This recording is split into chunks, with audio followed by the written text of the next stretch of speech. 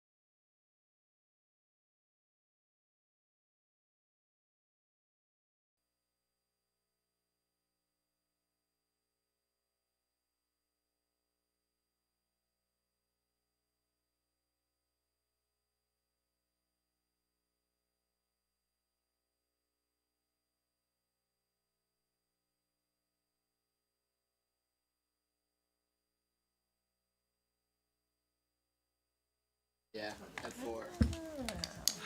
Did you hear the hazing? Great. Okay, we all ready? Yeah. Good evening and welcome to the Thursday, September 21st, 2023 regular meeting of the school committee. We are being recorded and I would invite those of us who are here in the studio to rise for the Pledge of Allegiance. I pledge allegiance to the flag of the United States of America and to the republic for which it stands, one nation, under God, indivisible, with liberty and justice for all. All right, the first item on our agenda is public comment. I don't know if there's anybody here who would like to come up and speak for public comment. Our policy is we have 3 minutes per speaker for a total of 15 minutes. So come on up, and if you could introduce yourself. I know who you are, but I want to make sure everybody at home does too. Yeah, hopefully not everybody. Well, our high viewership. That's scary. I'm Heather Marusa. I have a 10-year-old and a 12-year-old. I can't believe that. My comment is in regards to the Athena report. On December 1st, 2022, Dr. Zaleski, now in Weston, stated emphatically that the special ed program in Hopkinton was not understaffed and actually proposed to cut special education funding. This was backed by the administration as a whole. Thankfully, teachers and parents found their voices and vehemently opposed these cuts despite more attempts and more presentations about why the cuts were in the best interest of the district. Of course, during this time, teachers were vocal about the need for more staff, more time, and more respect. The Athena audit was conducted with funds from a federal grant. The release was held back, and upon reading the report, it is clear why sending it out to the public was delayed. Originally, we were told that it was a very complex document that may be hard to read, but it was quite the contrary. It's well written and written for everyone to understand, non-educators included. The report backed the teachers' claims. In the middle school, there's not enough staff. Not only are special education students without what they need, but general education students are also going without. Currently, there is no reading specialist at the middle school. As quoted directly from the report, previously there was a full-time reading specialist to provide specialized reading instruction, but that position was eliminated, thus limiting programmatic options for students to receive reading instruction both in general and special education. It's difficult for me to understand the logic of eliminating a specialist when so many students are coming to the middle school with difficulties in reading. In reading the Athena report, or the Cliffs Notes version, I believe it would be clear to anyone that there is a large disconnect between the administration and our teachers. The school committee, as a matter of policy, has oversight of the administration. Therefore, it is the job of the elected members of the school committee to bridge the gap and address the issues. Residents pay for these schools, residents pay the salaries. Residents, regardless of if they have a child in the school, have the right to know that at this point there's a major issue at the middle school. These schools, in a large way, dictate property values. While the administration and the school committee do a lot of hard work, it's the teachers that are face-to-face with our students. They are the ones creating a lot of value. When moving to a town, people ask how the schools are. They ask if the teachers are kind, if they work hard, and if they want to see their students succeed. That is what matters.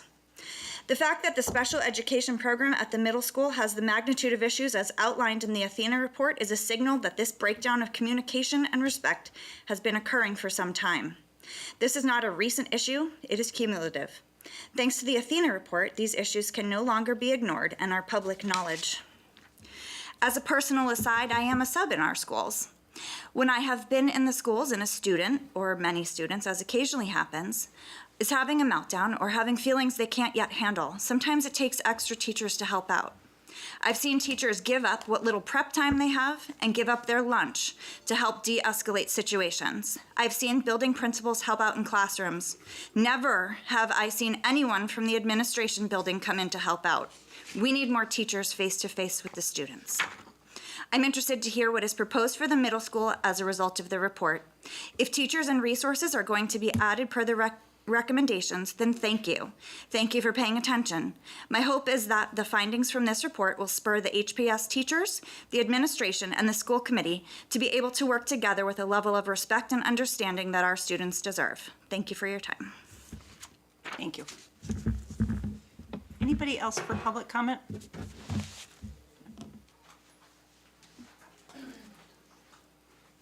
Welcome. Hi. Good evening. My name is Paula Toomey. I've been living in Hopkinton for 24 plus years and teaching in another district for even longer.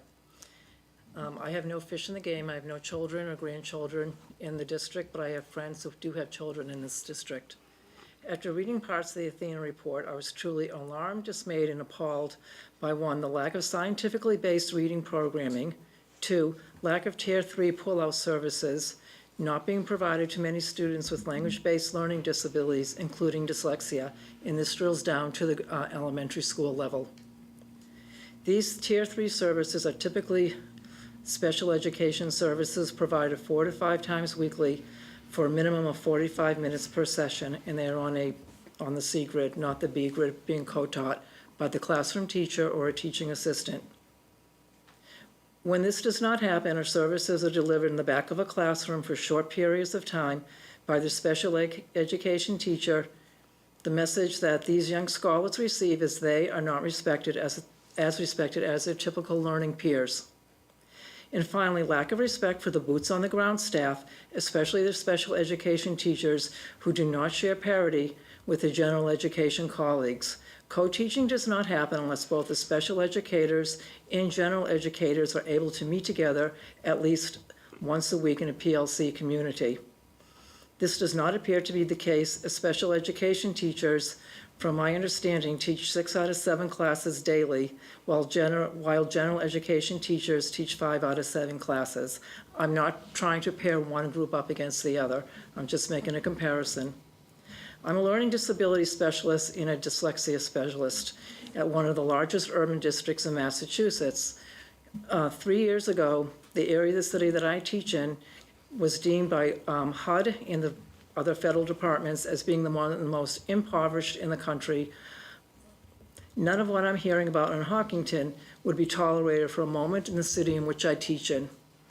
As does Hopkinton, all students are administered a universal tool for screening risk of dyslexia, beginning in kindergarten through grade 3. Students who score at risk or close to being at risk are to be provided intensive targeted intervention in a Tier 2 or Tier 3 setting, depending upon the severity. After progress monitoring for approximately 8 to 10 weeks, those who have made minimal progress may be referred for special education testing or will continue for another 8 to 10 weeks of progress monitoring, receiving targeted intervention. If it is determined that targeted intervention is not working, then those students will go on for special ed testing. Sorry about that. After the evaluation, if the student has been found eligible and has a diagnosis of developmental delay up to grade 3 with significant weaknesses in decoding and encoding, oral language, or in older grades, a language-based learning disability or a diagnosis made by the school psychologist or outside testing as having dyslexia or developmental language disorder, an IEP would be developed to ensure that the student receives special education services on the C grid 4 times weekly for at least 45 minutes per session. All teachers providing this service are learning disability specialists or dyslexia specialists. They are trained in Wilson reading. Many, if not most, of these teachers are also trained in Linda Moon Lips or Orton Gillingham. These special education teachers are also specially trained in different modalities in which to deliver the services. Most teachers are trained in 3 different types of language-based remediation, as one size, specifically Wilson, does not fit all. The goal is to ensure that all students are proficient, independent readers before they embark on their middle school careers. Waiting any longer than the early grades may have the unexpected consequences of traumatizing the students because of weak or poor literacy skills, setting the students up for failure, or possibly produces a child who is at high risk of dropping out of school. The district I work in has been audited by the Department of Justice. Last audit, as to the several before that, commended this district for being one of the only districts in the state of Massachusetts to have a learning disabilities department. So just, And that's all I have to say. But it needs to start at the very bottom in kindergarten, not in middle school. thank you. Thank you. Anyone else? Hi, everybody. Hello. How are you? All right, how are you? Good. Nice to see you. Good to see you, too. I'm Sabine St. Pierre. I have 2 children in the district. I have a 4th grader and a 7th grader, so a middle schooler, both on IEPs, so I'm very familiar with the SPED department. Having been a teacher in a similar district to Hopkinton, and with the recent discussion on climate surveys, I thought back to my 10 years there and the relationship that I had with administration. Now, it wasn't all rainbows and butterflies, but it did always feel like a cohesive partnership. Discourse, public outcry, highly charged conflicts, time drain due to staff turnover, among other factors. These were some phrases that stuck out to me from the article on May 5th in The Independent when reviewing the superintendent's ability to achieve performance goals. Terms like this used in reference to issues between the administration with the staff in CPAC, it's concerning, but unfortunately, not surprising. If anyone has been paying attention to what's been going on over the last year or several, it is evident that there is strife between the integral parties who should be sharing a cohesive partnership to solve problems to provide the best education for our students. What is the common denominator in all of these examples where we have seen and felt this strife? My feeling is lack of transparency. So I did a Google search. Workplace transparency is open communication between leadership and employees. Leadership commits to openly sharing expectations, mistakes, setbacks, feedback, revenue, and other metrics. In return, employees commit to asking questions, challenges, and ideas, among many other things. Is this happening? A climate survey could uncover where this partnership is going awry. And all parties involved have to be open to constructive feedback, including school committee, administration, and teachers. Teachers are observed and evaluated on a regular basis throughout every year, and that helps them to be more effective at their craft. We can only get better when we learn from our mistakes. Do teachers get to evaluate the administration or the school committee to help make you more effective at your craft?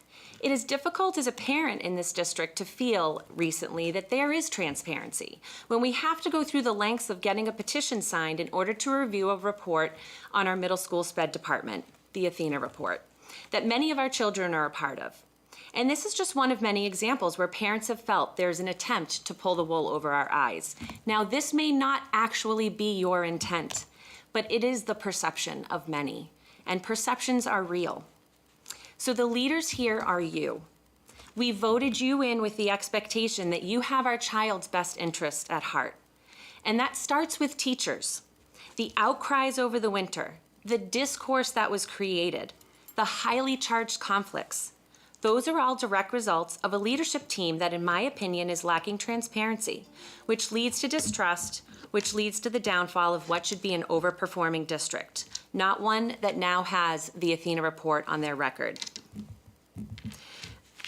I truly hope that the review of the Athena report tonight is not downplayed. In my mind, this report is your evaluation of the actions and decisions that have been made over the years that have led us to this place.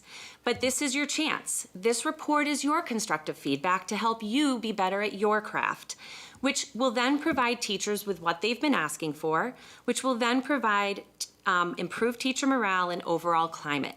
And in turn, it will improve the experience and achievement and success of all of our students and return trust with parents with you. And my other hope is that it does, just one last thing. Okay, I was gonna say, we're This is it. over the time. Okay. Just to follow up on Paula's thing, you all know my big thing is with the dyslexia and the reading. I've been here before. I really feel like this is our opportunity as a district to be the leading charge of evidence-based research. Getting a program here, the legislation's coming, we should be ahead of the game. Thank you. Anybody else tonight? Okay. Thank you to everybody who came out to speak. That brings us into recognitions, and I am going to turn that to you if you want to do the welcome for our newest member here. Yes, we have our newest member here at the table, Jack Iannelli. He will be our student representative from Hopkinton High School for the 23-24 school year. So, welcome, Jack. Thank you. Hello, everyone. My name is Jack Iannelli. I'm a senior at Hopkinton High School. In school, I'm involved as an MIA student ambassador, as well as the captain of the varsity soccer and varsity basketball team. You may know me from my sister Jessie, who served as a representative 2 years ago on the school committee. So far, the school year has gotten off to a great start. The senior class began the year with our patented tie-dyed senior shirts and our new tradition of senior sunrise. The high school club fair also took place, where new and returning students got the opportunity to join the clubs they wanted. Some new additions to Club Fair this year include Sailing Club and Drum Club, along with some of our longest reigning clubs with Model UN and the Community Service Club. As some of you may know, currently Back to School Night is taking place at the high school. This is a wonderful opportunity for parents to meet our teachers and learn more about the high school. Parents will go through what is thought to be a day in the life of a student. They'll attend classes, periods 1 through 7, at 10-minute intervals. During this, they'll be able to meet the teachers and get an overview of what curriculum their students will be going through in the course. As for upcoming events, we have a football game tomorrow night. The student section theme is Hawaiian, in case anybody wants to come. Hiller Athletics overall are off to an extremely good start, as both the boys and girls soccer as well as football are undefeated. This success is due in part to our new athletic director, Ricardo Andrade, who stepped into the position over the summer and formerly worked as an assistant athletic director at Needham High School. Mr. Andrade was elected by a committee at the high school and replaced our interim athletic director, Kylie Murray. Overall, Mr. Andrade and his assistant, Mr. James, have been active and engaging with student athletes throughout the beginning of the school year. Looking further into the future, Student Council has begun preparation for homecoming. This includes Spirit Week, where there's a different theme for each of the 5 days that consist of our school week, the homecoming dance, and the homecoming football game.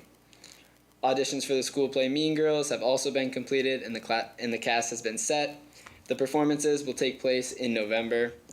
And lastly, on September 29th, there will be an event at the high school called Parent Coffees. Here, parents are invited to talk about a variety of different topics, with this specific meeting being focused on the college application process. This meeting will take place from 8:15 to 9:30 at the high school and is the first of 5 that will take place throughout the school year. Thank you. Thank you. Thank you. Nicely done. Welcome. We are very excited to have you. I am glad that you did not get scared away by stories you may have heard about us from your sister. All good things. All good things. And it sounds like the high school's off to a great start. Yes, definitely. Anybody have any questions or comments for Jack? You did a great job. What time's the football game and who are you playing? The football game is at 7, and they're playing Newton South. Here at home? Yes. Should we come in our Hawaiian gear if we come, or is that just students? You can do whatever you want. I'll certainly be in my Hawaiian gear. So if you want to match with me, then that's the route you're gonna go. That's excellent. My moo-moo's at the dry cleaner. It's great to have you. It's great to have our student rep, and I just would encourage you to, join in any conversation in the meeting. You don't have to just limit it to this, you're sharing up front, but we're always happy to hear a student perspective on the stuff that we talk about, so. Of course. Looking forward to it.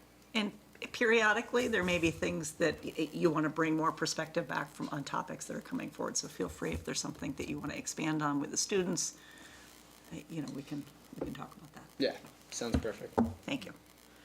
Okay, Dr. Kavanaugh. So very quick superintendent's report tonight. I know we have a lot on the agenda, so I'll move through this quickly. We did have a person get in touch with us who said, have you seen your Boston Magazine rankings? And I think that this person brought it up within the context of, we highlighted U.S. News and World Report last week. I was not aware of the Boston Magazine rankings, but Hopkinton High School was ranked 57th out of 150 schools, and so the asker was wondering why that ranking was what it is. So I did a little bit of digging, and I can go across the top so that you can have an understanding of what the criteria are on which the high school was ranked. So the first one is teacher-student ratio, then average class size, students who earned proficient or better on the ELA MCAS, student who earned proficient or better on the math MCAS, students who earned proficient or better on the science, technology, and engineering MCAS, the average SAT reading and writing score, the average math SAT, AP exams, and then education evaluations of the faculty. So if you take a look at the numbers in the second column, you can see where we fell in terms of the ranking from 1 to 150. So in teacher-student ratio, we were ranked 17th, and I will skip average class size for a moment. And so if you go to proficiency on the 3 MCAS tests, it was 7th, 7th, and 7th, but we were tied at that place. Average SAT reading and writing, we were ranked 20th. Average math, 17th. AP exams, 10th. And so I have graded the 2 boxes where we were lower ranked, and that probably is what dragged us down to 57th. So the first one is average class size. We were ranked at 127th. So you may be thinking, how can we have such a good teacher-student ratio, but a low average class size, or a low ranking for our average class size, which was at 18. And if we take a look at the infrastructure of Hopkinton High School, we have subject matter leaders who teach at 0.4. And so if they're only teaching 40% of the time, they do count in teacher-student ratio, but they don't count when we're looking at, class size, simply because if they're not teaching 3 periods a day, that may enlarge the class sizes of their peers. So there are a few situations like that where we have faculty at the high school who are not teaching faculty. I would not change the structure of Hopkinton High School. I think that in terms of the subject matter leaders, they perform an amazing role. They are the curricular infrastructure of that building. They lead those departments. And I think that the strength of the teaching that happens in every classroom is dependent upon their leadership. So I do not regret that ranking at all. The other one is a little bit more interesting, however. The other one talks about educator evaluation, and it says that we were ranked 148th because only 91% of our teachers were either proficient or exemplary. That is not good data right there, and here's why. That data comes back from 2021, and that was in the midst of the pandemic. And we had made an agreement with the Hopkinton Teachers Association that we wouldn't be doing spring evaluations that year. We didn't want them to get all caught up in being evaluated. All we wanted was for them to do the best job they could teaching. And so the agreement was that if you were a new teacher, meaning that you were in your first 3 years, you didn't have professional teacher status, or you're a teacher whose previous evaluation was not at proficiency, those were the only people who were going to be evaluated that year. We felt like our faculty had enough going on trying to remember which days were green and which were orange, who was at home, who was at school. There was an awful lot going on, and teaching and learning, admittedly, was very challenging that year. So we had 115 educators who would normally have been evaluated, but we only evaluated 22 of them. And because we know that some of those were people who were not at proficiency before. So 2 people got a ranking of needs improvement and 2 people got a ranking of exemplary, so the other 18 were all in proficiency. Because of the 2 who got a ranking of needs improvement, it appears that 90% of our teachers are proficient or exemplary, which is highly untrue. But that's the way the data plays out when they just plug it into a formula. So hence why we got to 148th. I have strong feelings anyway about using those rankings, because I think that if you are a building principal or an assistant principal and you are evaluating faculty and staff, it is really your job to do a good job accurately giving feedback to teachers. And that is, how one of our presenters tonight spoke of it. That's really how teachers grow, is through that feedback process.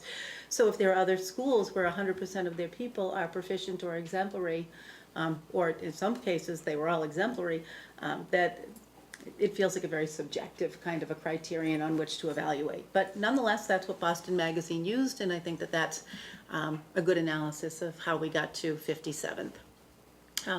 I have better news on the following slide, and that is the 2023 niche ranking.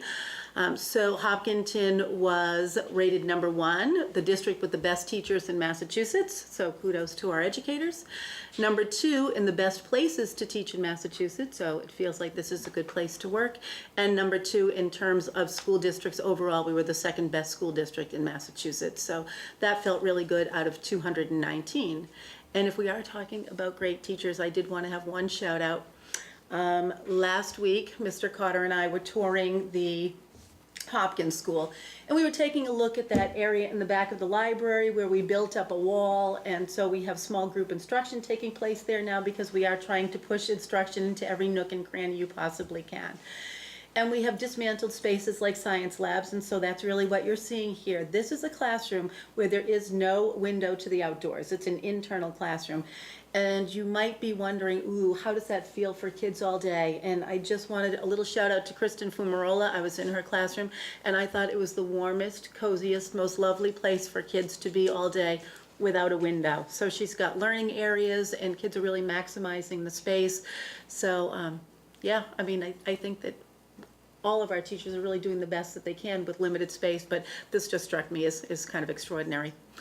And my last part is we're just off to a great start. It's been a great start to the school year, so thank you. Thank you. Questions, comments, thoughts? Okay. Thank you very much, and thank you for doing a deeper dive on the Boston Magazine rankings for us. All right, so that brings us into the school committee chair report, and I'm going to start by saying that payroll warrant S24005 has been approved, warrant 24-011S has been approved, and warrants are included in your folder. But I also wanted to give an update on the Elmwood School project. As people know, we're kind of moving towards special town meeting. The date that has been put out there and seems like a very likely date for special town meeting is November 13th. That has not been voted on yet by the select board, so we're not able to say definitively that that's when it is, but that seems to be the likely direction that we're going in. And the elementary school building committee is kind of stepping up the public information process, which I think is in alignment with what, as a school committee, we have been talking about wanting to do. One thing that we talked about at the meeting on, it feels like weeks ago, but it was only 2 days ago, was having some school committee members, as many as would like to attend, to be at the meetings that they've set up, the smaller groups, and they actually happen to be the groups that we had been targeting to do listening sessions with as well. So it makes sense to me that we piggyback with them so that we're not competing with what their sessions are. So just going to throw a couple out there. The first one is a meeting with CPAC, which is going to take place on Tuesday, September 26th at 10 o'clock in the morning at the library. We can talk offline about who's available and figure out that piece. Day 26th? It is Tuesday, the 26th, yes. Okay. So that's coming up quickly. Then there are a couple of things in kind of early-ish October. One is the Chamber of Commerce, which is going to be on October 10th in the morning, and then a meeting in the evening of October 11th with a Hot Moms group. The Sustainable Green Fair on October 11th, and I think Amanda has more on that in her liaison report. And then there's going to be some neighborhood type meetings. There's one that's in the works for a meeting with the Legacy Farms neighborhood. They're obviously a large neighborhood, so that would be taking place, I think, probably at Faith Church, because it can accommodate more than the spaces within Legacy Farms. And then the senior center as well. I'm working on setting that up, so I will be able to get that back out to people with a time, and it would be, again, for both the ESBC2 and the school committee together to work on. Certainly, everybody's not expected to go to all of them.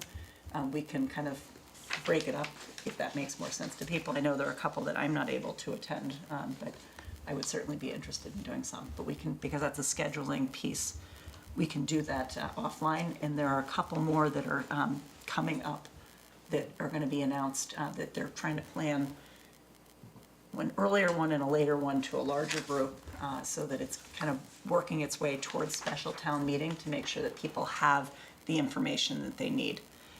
And just kind of as an aside that we talked about at the ASBC2 meeting was that as a publicly elected body, our role is to get information out. It's not to be part of it, to trying to sway the vote one way or the other. We're actually not allowed to be trying to put out the campaign for, you can put out trying to get people to attend special town meeting, but we can't be putting things out there to vote one way or the other so much. It's just making sure people have the information to make what feels like the best decision for the town. So. Can I ask a question on that? Of course.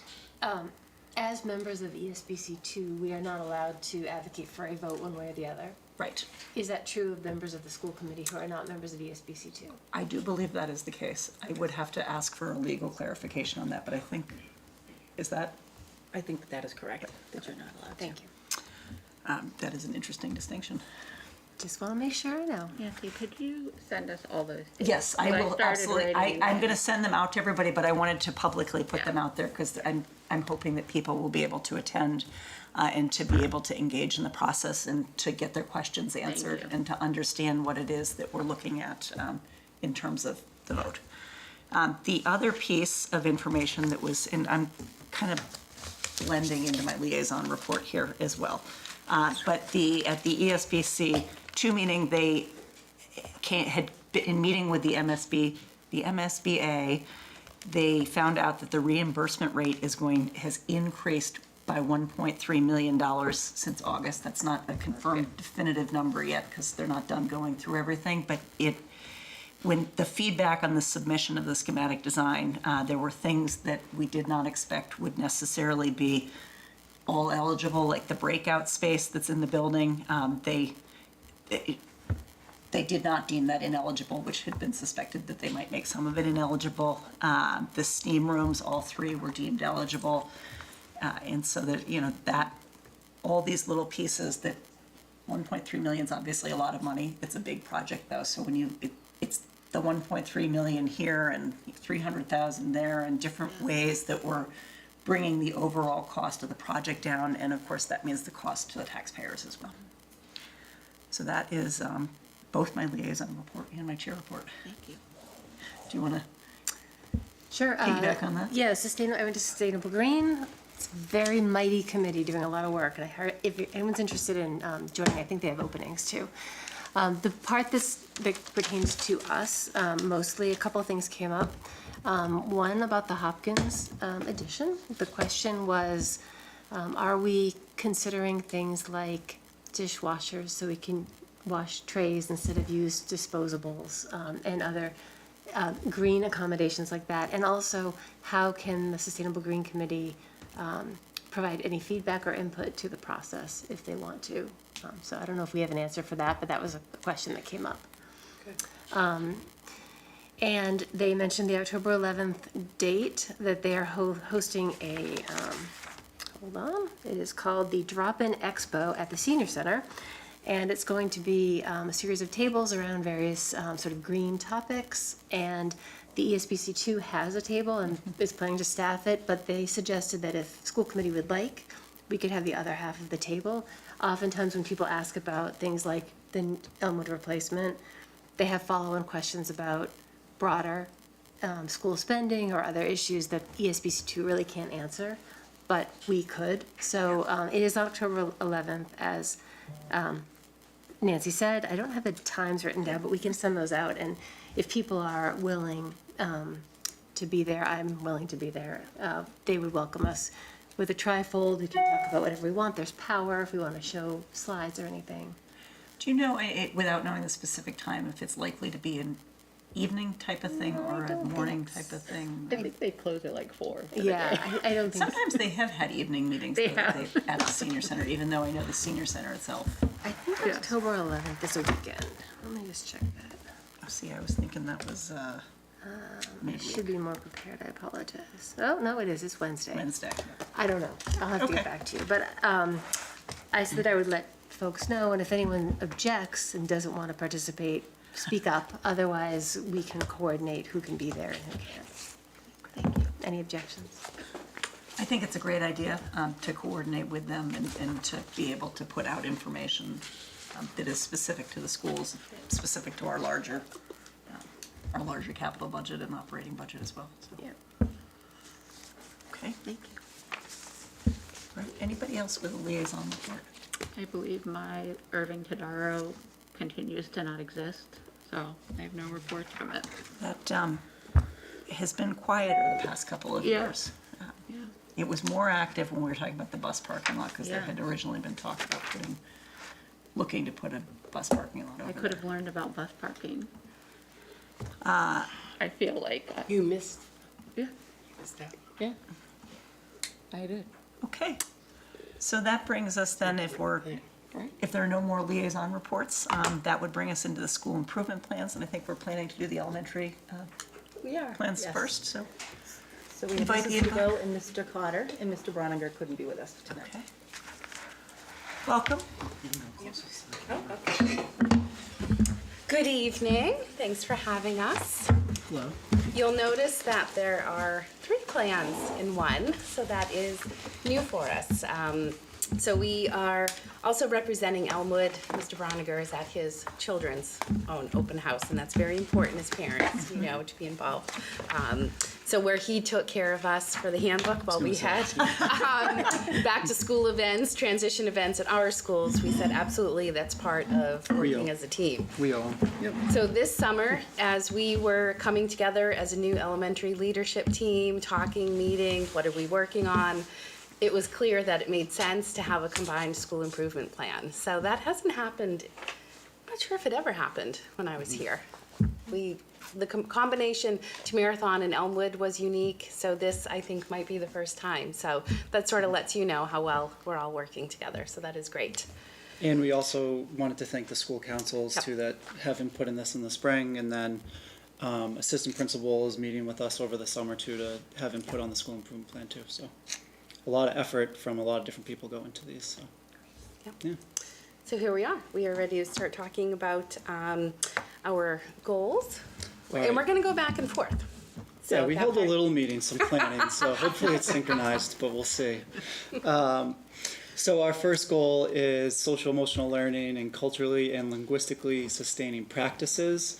I don't want to bore you with reading it all out loud, but basically some of the initiatives that fall under this goal are our introduction of the CRIOP, which is a district-wide initiative, which stands for Culturally Responsive Instruction Observation Protocol.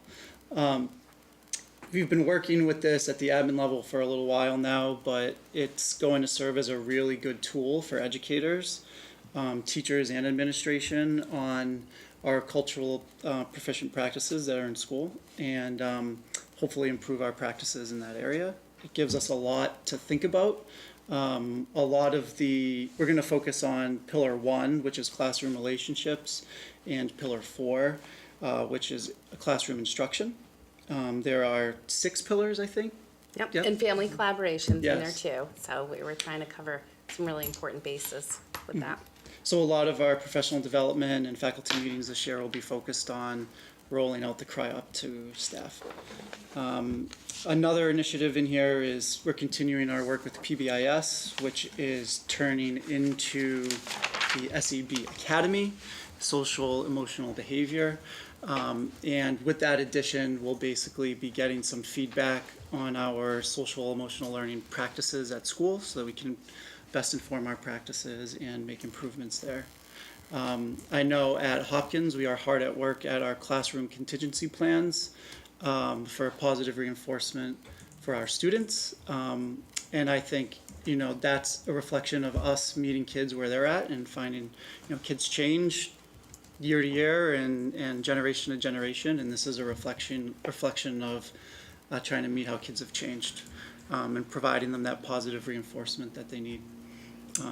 And the combination where the UConn that we had worked with for the PBIS Academy, where it's shifted a bit, so now it's the Social Emotional Behavior Academy, is in line what we've been working on, sort of meshing the social emotional instructional aspects along with PBIS. So we're really happy and pleased to see that that's just going to be even further developed. We're also working on deepening our Tier 2 responses to student needs. You know, we've really done a lot with our Tier 1 in terms of meeting students so that we have common language throughout the building. It is consistent. No matter which class you're in, the expectations are clear across the building. And it really helps students when they know what they're expected to do. And it doesn't change when you're in this class or that class or this part of the building. Having that common language helps children then rise to those challenges and meet those expectations. So our work throughout the elementary schools this year is deepening that work with our counseling staff, our behavior support specialists for that Tier 2 for students who need more to be able to meet those expectations. And also in our goal, continuing that engagement with families. So now that we are, you know, well past that pandemic, how are we going to engage our families? We've had a lot of conversations about this in person, virtual meetings, and we probably will tap into HCAM, maybe record some so they're on demand, you know, because we understand how busy families are, but we've got some important information to share. So we look forward to gathering how best families can sort of absorb that information. And it might vary so that we see what works best and what's the most well received.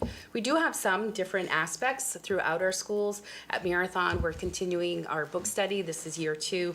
The book we're reading is How to Teach Children Who Don't Look Like You. So we've had some really deep conversations on privilege, on race. It's been very, you know, helpful in terms of having some of those conversations, and the goal is to just deepen understanding, not that we're all going to get to the same place, and it's been fantastic. This year, as we move along through that, some of the chapters in the book focus on high school, so we're not going to read that. That's going to be our CRI-UP meeting, where we're doing some work and deepening that. Elmwood is continuing their work with the study with Yale University, that CLOC, that social and emotional learning observation checklist, where teachers are working, they're analyzing their approach with students, and they're videoing themselves in terms of their language, their presentation, to analyze that and how are those social emotional competencies embedded throughout the classroom. So that is continuing, which is really great. And then, Hopkins. Yep, we have our second year of the HSA and PAIR assessment. So that stands for the Holistic Student Assessment. And what that is, it's administered twice a year, beginning of the year and end of the year. And that's giving counselors and teachers important data on some of those soft skills that we can't always identify with kids. Often it will hit those things that teachers might have gut feeling with how kids are doing, but it's actually giving us some data to support some of the things that kids might need. So we're excited to have that second year, which now we can start having our teachers learn how to use that data to then input some different interventions for kids. So. And then our second goal focuses on written language, that aspect of literacy. While we work on many things, these are the primary, our main goals, if you will. We, of course, are addressing so many other things. But our writing work continues. We're working on developing that writing curriculum so that we have not only that alignment throughout the grades, but also that rigor that we want to match and have that cross-curricular connection. So you are surely familiar with SRSD. We've talked about that over the years. That is not a writing curriculum. Those are strategies to support writing, where you're helping develop that self-regulated student development with the graphic organizers, that self-talk. It is wonderful. Even children at the lower levels will use some self-talk to help them get through. As they're even in kindergarten, we'll work on narrative, informative, and narrative, and persuasive. Yeah, that's what I was going to say, that one. But how we do that in small groups, cross-curricular, how are we going to support our teachers so that we have rubrics that have high expectations and rigor? How are we going to assess those rubrics to ensure that we have that inter-rater reliability? And what are the exemplars for what are we looking for in writing? So this is some exciting work. It's a process. So we have kindergarten, for example, this year is rolling out some units that were developed last year. That's happening at the upper levels too. And teachers are part of that work, and I think that's important. Our ELA director, Deb Moriarty, is leading the charge across the buildings, which helps ensure that alignment progresses as it should grade to grade. So while we're physically distant, you've got that connection so that it flows right along to take children along through that development. And I think too, the nice part of having these goals together is when we think about the CRI-OP, where we're looking at some of the practices that we have, we can start weaving in some of those things into the writing curriculum. So providing students more voice and choice. Can we change some of the readings that kids are doing, that they're writing on to, so more reflections, kids can see themselves in the work that they're doing. So those two kind of go hand in hand, which is nice. Yes. We welcome any questions you might have. Mabel, questions? Who collects the grade level writing exemplars?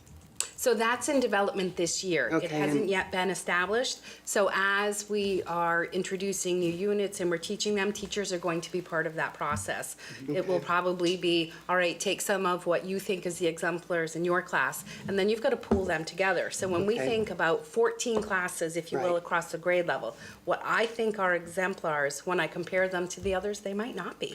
So that's going to be important. And then a central group will be created to look at all those, and these will be the... So we have some writing teams at grade levels, across the schools that will work on that. And what's also nice is our ESOL staff members are part of that. So we're pulling in not just our classroom teachers, but we've got our ESOL teachers participating. So for students who English is not their primary language, are looking at that writing aspect of what that looks like. At times our special educators are part of that as well, so that we're trying to ensure that we're meeting the needs of all of our learners with that, and holding them to realistic yet high expectations. I love that you're standardizing like the language our kids hear throughout elementary. 'Cause I'm sure for kids that have like trouble with transitions, need consistency, that probably like helps in really a measurable way. And while the language is appropriate for the school, it grows so it makes sense for them. So while the underlying elements are the same, but at Marathon, for example, it's very basic. Take care of yourself, take care of each other, take care of our schools. By the time you get to Hopkins... Yeah, it's more of becoming a leader within the school, taking care of others. But it's logical progression. Yes, yes. It must make kids feel like more confident walking into a new building. Like, I know this. Like, I love it. Thank you. Yeah. So I really have noticed I've been around a long time, but when my oldest kids, who are now out of college, were in the elementary schools, back then the schools were more siloed, that there was not the same common language, that in the same ways of the kids are moving along in a way that makes sense, and stepping it up, yes, but it's familiar to them. And I agree, I think it's got to make transitions easier, and for some kids, those transitions are more challenging, and I think you all have put a lot of good thought into this. Also appreciate how much goes into these school improvement plans. I know the school councils, how much time you work with those school councils to get these together, and then over the summer, obviously, so, thank you. Thank you. And I'll just echo, I love that you now have one set of Right. goals. I feel like we've been Yeah. marching kind of like little by little, you coming together, you know, with Elmwood, and now we're a trio, and it's always nice to see the smooth link across the school, so appreciate that. One of the questions I had, I was just wondering if you could just talk a little about the new social studies curriculum? The Oh, Children yes, Discovering yes, I didn't Justice, mention that. sort of what that is and what it's replacing and how that's going So to play out. I'm going to say we formally don't have a social studies curriculum at Marathon. What we've had is sort of homegrown, if you will, pulling things together, great resources. But as the state has updated and changed their standards, there's many things there that we're not perhaps addressing. So this is something that will come about later over the course of the year. So it will be introduced January, I think it's starting for us. So this is a favorite aspect. I don't want to take Mr. LeBron's, Not at all. you know, But I'll jump in just to expand Yeah. on what Mrs. DeBoe was saying, that this is something that we're really excited about piloting this year. With every good curriculum implementation, we start with a pilot, we go slow, we bring everyone along, we make sure that we have stakeholders across the board who are looking at the curriculum, looking at the program, and making sure either as is written is the right fit for us, or if there are elements and pieces of it that are there. It really does, so that it's a unique curriculum in that it is open source, which is great, which is equivalent to free, which we love. That's a great price point. It's also, as Mrs. DeBoe said, most elementary curriculum in social studies is homegrown. They're really, it's not, you can't go out and find a competitive group of competing math programs the way that you can for, or social studies programs the way that you could for, like a math program. So we're really excited that one does exist, and it will fill that civics engagement education element of the curriculum. The state really has been highlighting in recent years, and it's something that's going to allow us to make sure that as our kids get into the civics requirements of 8th grade and then in high school, they will be carrying through a really strong foundation. So we're excited to get our hands into that this year. I do have to give the 4th grade teachers credit, though. Yes. They are jumping in a little earlier this fall because 4th grade curriculum is being piloted across the state this year. So we want it to be one of those pilot schools. So I threw it out to our 4th grade social studies teachers, and they want to take it on. So we're going to start our first training in October. It's so interesting. I didn't really realize that there was no official social studies curriculum. I mean, we weave a lot in, I sort of remember all the sort of history and social studies that my kids did. And so there's a lot woven in by the teachers anyway. So when I saw this, I was like, oh, that's interesting. It's new. and it's so, when you look at the standards, the titles can seem a little lofty for, like, there are wants and needs in economics at the K1 level, and that sounds pretty heavy. But the way they have presented the lessons, they're developmentally appropriate and children can relate to them, because there's a lot of things you want. Do you have the money for that? What does that? So those are some good lessons to have. And also, we work on symbols, the state symbols, American symbols, what that means. It just brings it down to levels that, what's nice is it's, as I said, developmentally appropriate, that makes sense. Because some of the topics, they're quite challenging to think, how would you bring that down? And when they're talking about justice at our level, they're talking about being fair, and is that right? So teaching some of those concepts that can be difficult, but bringing it down to a level that is digestible and makes sense, that we'll build upon each year. So hopefully we're creating great citizens for the future. Yeah. That's great. Thank you. Thank you. Well, thank you. Thanks. Good luck with all that. Thank you. It's really nice to see you both, so Thank you. thank you. It sounds like your years are off to a good start. It is, yes. Mr. Lefebvre, also nice to see you. Thank you. Good to be here. Thank you.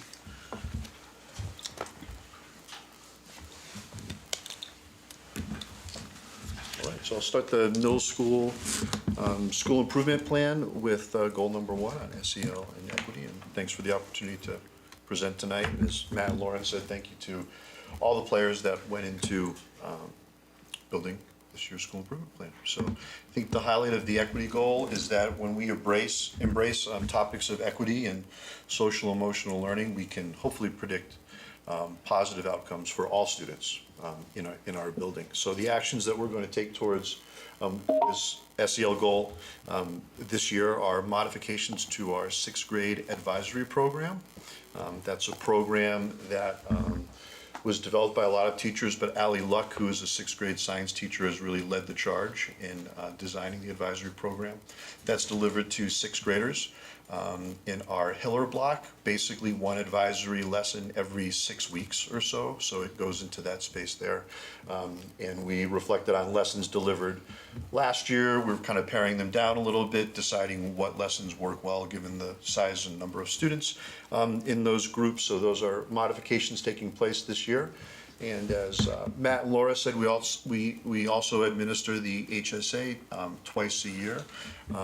So looking at that data, we piloted an SEL model last year where we looked at data from the HSA with Rethink Ed, which is an outside consultant that we use to look at our data, identified some key areas where we could find some growth for our students. And as it says in the goal for this year, we're going to continue that process of selecting lessons around SEL topics, previewing them with staff, and then delivering those lessons during Hiller block so that all students are receiving a common experience in terms of SEL learning. And the next step of that is to continue to reinforce SEL topics throughout all of their classrooms. So kind of one standard lesson that everyone receives, and then students receiving that common experience throughout their other disciplines. So just different ways that we'll show this is through student work. We'll look at the pre and post data through HSA and make sure that we've selected appropriate lessons. Our second goal is around curriculum and instruction. The first one is specific to literacy and discourse skills. We had a great moment last year at our school council meeting where one of the 8th grade students remarked that he really appreciated that his experience at HMS was that he wrote across all disciplines, and I thought that was great to hear. It was, really good feedback and evidence of our goals. So there are targeted writing assignments that happen in all disciplines. In terms of developing academic discourse, that's one of the cornerstones of the workshop model for math. When I think about that model, the things that come to mind right away are intentional groupings, differentiation of instruction, and collaborative work structures. So building academic discourse in our students. The work in the math workshop model also reflects the vertical planning that we're doing with the Hopkins School and the high school to ensure that students are on an appropriate trajectory in math. And then this last action item, I do think it's very important that as a school we start to look at students' ability to develop their executive functioning skills. So with a couple of work structures in our building, we're looking at different curricula that are available that we could adopt to build students' skills in executive function. You heard, I think we'll go to the next goal if that's okay. Culturally, yeah, thank you. So culturally proficient practice, you heard a little bit about from Matt and Lauren. The middle school started looking at the CRI-OP as an observational tool at the end of last school year, which was nice to do a little preview. And so far, thinking about professional activities that we've taken part in, working in restorative circle settings with staff to process the pillars of the CRI-OP, what are observable practices in our classrooms that are culturally responsive, and a lot of sharing amongst staff, particularly over the first couple of weeks of the school year. What have they done to develop good classroom environments? Very important to us. So the CRI-OP is guiding those discussions, and we'll move through Pillar 1 at the beginning of the school year, developing classroom relationships, and then on to Pillar 4 towards the end of the year to look at our classroom instruction to make sure that it's culturally responsive. Goal 4 is related to our special education students. It became clear to me that we needed to look at this. In the spring of last year, started to work closely with Beth Callahan, feeding up into our school. Those collaborative meetings were essential to placing grade 6 students appropriately. And the last bullet here is just super important to me. Like, every student in our building should have a solid middle school experience. That's indicative of our school culture. So, one of the ways that we'll accomplish that is making sure that we're all familiar with the new IEP, make sure that students are receiving the services they need while maintaining access to as much of our programming as possible. So that's our school improvement plan. Thank you. Thank you. Questions? Comments? Questions? I love the focus on executive function, because that's something that's like a life skill that Right. many adults do. We all need to work. Yeah.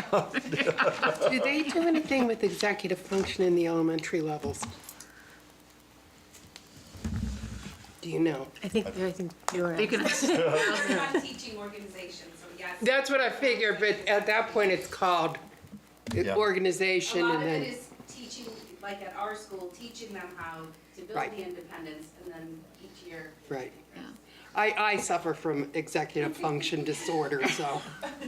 Yes, even as adults, right, it's so refreshing to have a great organization session, and. It's great to have a name for it. Right, yeah, the naming is important. So as I'm in classrooms at our school, you'll definitely see teachers do the old notebook clean out and organization day. What do you still need? What do you no longer need?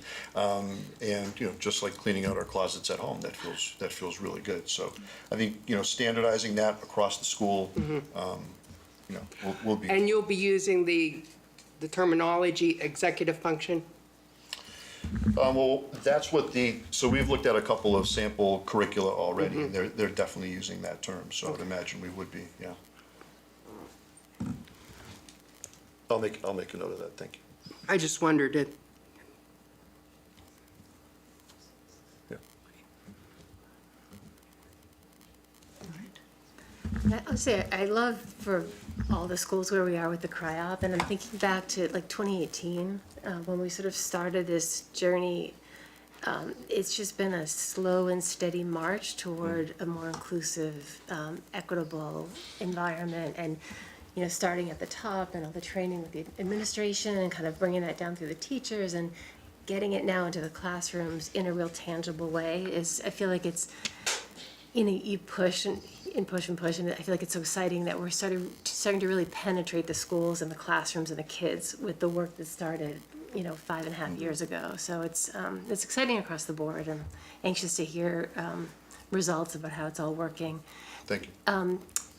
And this all looks great. The only question I had, you probably can anticipate this one, is about the math trajectory, the curriculum. I know that Dr. Kavanaugh has a goal to have a decision on the math pathways and leveling for grade 6 by January.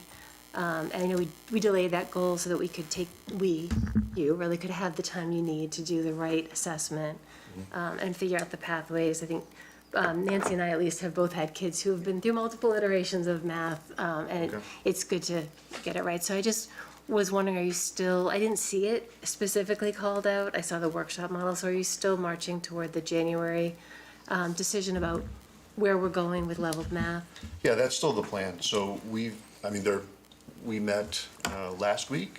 I think it was. Again, I think the word trajectory is really important, right? So we need to look at how those students are coming to us. So again, that work with Beth last year, trying to identify different levels of math students, and then what does it look like if we try to address their math needs within heterogeneous groupings. I think that our teaching staff would like to maintain that as much as possible. So now we just need to see if we can deliver the instruction that they need, and definitely still looking at that January date so that we can plan, appropriately for next year. I know the staff is really excited by the workshop model because it does present an opportunity to meet every learner's needs within the same classroom. So we're going to dig into that and see where that takes us. So Thank you. excited to hear the output in January to see how Yeah. it went for the first few months. Yep. Thank you. Thank you. Thank you. Echo that. I also really appreciate goal 4, the special education students transition to grade 6. I think that's a tough transition for many kids for a lot of different reasons that are not specific to Hopkinton, just where kids are moving into the 6th grade. But I know for many kids who have special education needs, it can be a little more challenging. It's moving into a different setting entirely. So I appreciate the focus on that. Thank you. Thank you. Anybody else? Okay. All right. Thank you very much for coming out. Thank you. I know it's been a lot of nights with back to school and everything else that you've had out, so appreciate taking another night Thank you. to be with us. So, and I think, He's on again, too. yes, he is. And we're going to go into that directly because Mr. Bishop is coming. Yeah, he's leaving the high school, I believe, at 8:30. Okay, so we're going to go into the Student Services Middle School report right now. Perfect, yep. We'll slide down. So That's great. You see, you get to, by being up there, you got the big chair. Nice to meet you. All right, I think we are a chair short. There's one back there that can be pulled up. Planned ahead, executive functioning. Oh, you're allowed to use the big chair. Yeah, cozy here. So, I want to say welcome. This is a much anticipated report, and as you can see from our public comment, and it would be helpful if, do you want to just introduce, because I know not everybody has seen all the faces at the table. Surely. So you all know Mr. Lefebvre. And then we have Abby Hanscom, who is our new Director of Student Services. We have Beth Callahan, who is the Curriculum and Instruction Director for Special Education K-5, and Nicole Murray, who is the Curriculum and Instruction Director for Special Education 6 to 12. They both have very long titles. So thank you guys for being here tonight. I know that people are very interested in student services at HMS, especially as a result of the Athena report, which we had commissioned last year. So it's good that we have this opportunity to talk about that. Absolutely. Wonderful. So thank you very much for making time tonight for this topic. It's really important. And I'm hopeful that tonight's presentation is kind of a first step in the partnership that we heard is being looked for, and I really believe that it is. So let's jump right in. So just quick recap for those who haven't been following the whole timeline. There was a consultation process that happened at HMS last spring through the Athena consulting company that produced a report that went out in June of 2023. So that information is publicly available on the website and has been digested by the community in different iterations.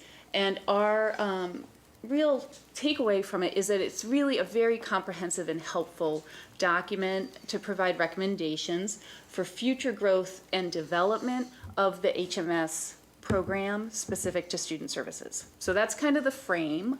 And I have to acknowledge that, you know, I know the folks who did it very well. They're professional colleagues of mine and dear colleagues, and I have great respect for their perspective and their accumulated knowledge in the field. So we have some major recommendations from those consultants, and really the next step is for the Hopkinton community to receive those and own them for ourselves. And so our job tonight is to really talk about what that means. And so the first kind of primary, charge from the report is to make a determination about the primary mode of service delivery at the middle school. And really from that, many other decisions and factors flow. And so what I want to say is nothing is a clean dichotomy in special ed, and the reason for that is because it's individualized. So you're never going to see, certainly from this group of folks, a recommendation that says you only do one thing, you only do co-teaching, or you only do not do co-teaching, you only do pull-out. That's just not appropriate for the reality of our charge, which is to meet the needs of every student. So it is relevant, however, to say what's our primary mode of instruction, and then what are our kind of specializations. And so that's kind of how I think about it. And, it's very exciting to just be able to say to you, I think we have consensus that co-teaching is a primary mode of instruction for the middle school for many, many, many good reasons that have to do with access to high quality instruction from general ed teachers who are content experts. So that then leads you to say, well, how do you meet the needs of a diverse student body? And so really what that then comes to is the quality of the specially designed instruction that happens in small groups and happens in pullouts, the organization of it, and the skill set of the people delivering it. So what we're really looking to do is to meet the recommendation and say that while we want to invest very heavily in co-teaching, we also think that it's probably time to be very specific and articulate about small, specially designed instruction. Who, when, where, why. I would say another important message from the report was this idea of looking at how to provide small group social studies and science content area instruction for students who may require it to be embedded into instruction or to have special supports for that instruction. That there's MCAS now across all these domains. It's very, very important. Nothing is more important than something else. And we just need to acknowledge that and plan for it. Also, I think this idea that Tier 3 reading instruction, which we think of as special ed services, hinges on a partnership with Tier 2 reading instruction. And so I've been very welcomed by the curriculum instruction folks, and we would partner with them to determine what makes the move from Tier 2 to Tier 3, when does that happen, how does that happen, and for whom. And that would be a collaboration with our general ed teaching partners. Today we had a chance to tour probably 4 middle school ELA classrooms together and really see instruction, and that's like the most important thing, is see teachers and kids together. And that will inform what this will look like.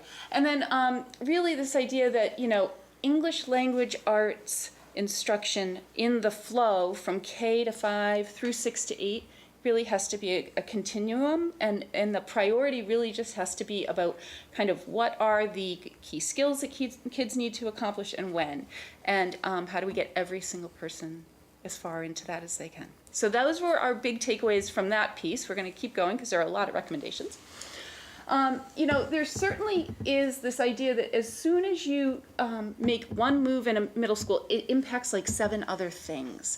And so this idea, we're using this term schedule considerations to support the model, right? So when we talk to you tonight about changing things or moving things around, there will then be downstream schedule changes or considerations that we will have to work through for the whole year to figure out. We're really thinking a lot about how to create more dedicated planning time where general educators and special educators can be together for thoughtful, consistent planning. And I just think that's going to be important to whatever outcomes we have. It really is the bedrock foundation for good instructional practice for both kids and for teachers. We're looking to also get really clear about which staff are doing what. So I think one of the big takeaways I had from the consulting report is this idea that our very, very hardworking, well-intentioned middle school student services staff are doing a lot of different things, and it might be very helpful to them and to kids and to parents to clarify who is doing what and really focus on that. Additionally, we really just want to come out of the gate tonight and say that we really do think it's time to start talking about adding a special education teacher to what is currently called the START Empower program. I think that it is evident to all of us, and certainly in talking to the administration of the middle school, that it's time to do that, to clarify that program and to provide support to those students in a more structured way. Similarly, we think it's probably time, and you're probably foreshadowing what you might hear in a couple of weeks at budget, to really add a special educator to the intensive program, as you have so kindly helped us this early school year to expand the Elmwood position. That dynamic is seen at the middle school as well, and we really want to plan for that thoughtfully. So those are important to say, and they're easy to put on a slide, but when you start saying those things, it then asks what happens next and how do we do that and all of those things. What I would say is that if, the the committee is supportive of these general big recommendations, it will then inform kind of what happens next. Because by doing those two things, we theoretically will lighten some of the caseloads for learning specialists in other places, and that will give us some guidance for how we then work on some of the language arts. We continue to also have recommendations around space and layout in the middle school, and that's very important. You know a lot about school buildings, and the emphasis now is really to never create a part of a building where students are separated from their peers for long periods of time in order to receive service. And so looking thoughtfully at the footprint of the building and potentially moving some pieces around so that is really clear to kids and parents and staff that we're one big community, right? Everything that we do is also kind of living in the context of the fact that we're rolling out a new IEP in Massachusetts through this year and into next year. So in Hopkinton, we will train on it this year, and then we will engage with it as the document starting for next year. That's a very smart decision that got made a long time ago, and it's the right choice. And we need to use that as an opportunity and not an obstacle. So what we need to do is say, here's an opportunity to talk about service delivery, because you're about to learn a new way to document it. And so we have engaged in an optimistic perspective about this as a chance to really look at the structures, because we're going to have to do it anyway. And then really what I guess I would just say is that because of the concept of co-teaching as an important factor for service delivery, that then has knock-on effects for PD. And it can't be one-shot PD that's, like somebody shows up, tells you great things, and then you're left holding the bag for it as a teacher. It really has to be thoughtful, ongoing PD. And so as we bring our professional development plan into alignment with this report, what that means is that we would probably be offering a year or 2 or 3 of ongoing PD on how do you do co-teaching, how do you do it well, what do you do if you disagree with your co-teaching partner, right? What do you do if you don't like them as much anymore as you did 2 years ago? Like, all of those things are real. How do you support assistants who are working in those classrooms? And then I just want to put a plug in. I'm so happy somebody was talking about evidence-based reading. So, for students with dyslexia, evidence-based reading is a very critical component of their programming. And so as we make some of these structural shifts, we can also look at how we provide evidence-based reading. It's a perfect opportunity. So I think those are all my slides. Key takeaways. That one's me, right? Yeah. So if you boil it all down, here's 3 kind of key takeaways. HMS program structures need to be clarified and refined. And I think we've heard tonight from the community, they would agree with that. And I think we're going to acknowledge that and say, we're going to work on that. Specifically, any staffing determination that you make in a specific program affects the whole of the school and vice versa. And so when we're talking about these ideas about staff, we'd be hoping to go out early into the market, February, March, so that we get the very best candidates, so that we know who these people are and we can transition them in smoothly, right? Like, those are the kind of decisions we're starting to think about. It's time to plan and collaborate so that the schedule and the structure are really thoughtful and they make sense for the reality of the middle school. And I think we have to look to the teachers and the staff to tell us that. There are just going to be a lot of scheduling considerations tackled this year. And then finally, the refinement of IEP writing. So since we have the new IEP coming on board, it's another opportunity to say, what are the goals for our kids? Are they measurable? Are they challenging? Are they jargon-free? All of these things that are super important for communication and partnership. And we're gonna, again, sub-focus on reading for that one, and what we call specially designed instruction, which is the thing our degree gave us. That's like our magic wand, the thing that we do. And those are the 2 kind of pillars of special ed for HMS right now. So the timeline, which you probably were familiar with, was that over the summer we were really busy getting to know everybody, hiring people, bringing people on board, and that we had a big kind of fall meeting right as school was kicking off with the key players to just get everybody's voice on the table, digest the report in in person. We are thrilled to have hired Nicole, who is the 6 through 12 version of Beth, and who has come on board and been so thoughtful and a great teammate. So we're really thankful about that. Her office is based at HMS. They were very kind and welcomed her, and that's purposeful and part of the whole plan. She has a nice spot in the library. You should come visit if you're around. And then we're really right now in the stage of meeting the staff and observing instruction. So I was on a Zoom today with all the OTs and PTs. I've met with all the speech department. We were, working away on all of that. And that we're really looking at this K-5, 6, 12 linkage. That's what these positions allow us to do, and to focus on curriculum and instruction in special education and not get distracted by some of the technical parts, which I love so much and I will do happily, but to really have people focused on instruction for kids. So what's happening now? What's happening now? This is my slide? Yeah, it's so far away, it's hard to read. Do you want my... No, Jack and I have it here on my phone. We're good. Just so I have to hold it out here.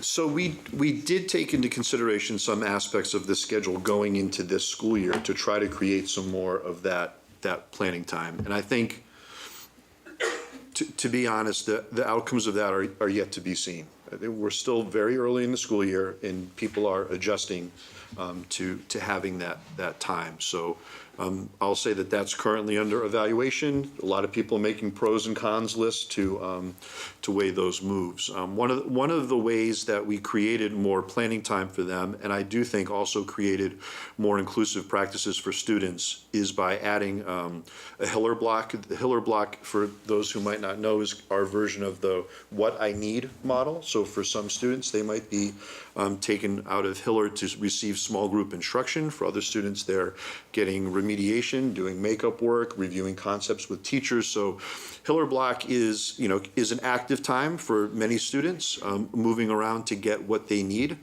Having that meet 3 times a cycle opened that up as essentially a service block for us, freeing up special education teachers to plan with their gen ed counterparts. That was the intent on paper, and just to be forthcoming, we need to determine whether or not that's actually working. So we're adjusting to that. Hiring the new team chair, Erin and Fraklos at the middle school, Shelley Click, her admin assistant. They're a great team. They've hit the ground running. I think anytime you bring in folks from a new district, you gain some new perspectives. So that's been great. And as Abby mentioned, Nicole's been a great asset to the team. So what's happening next, which might be like the most exciting slide, I think, for everybody.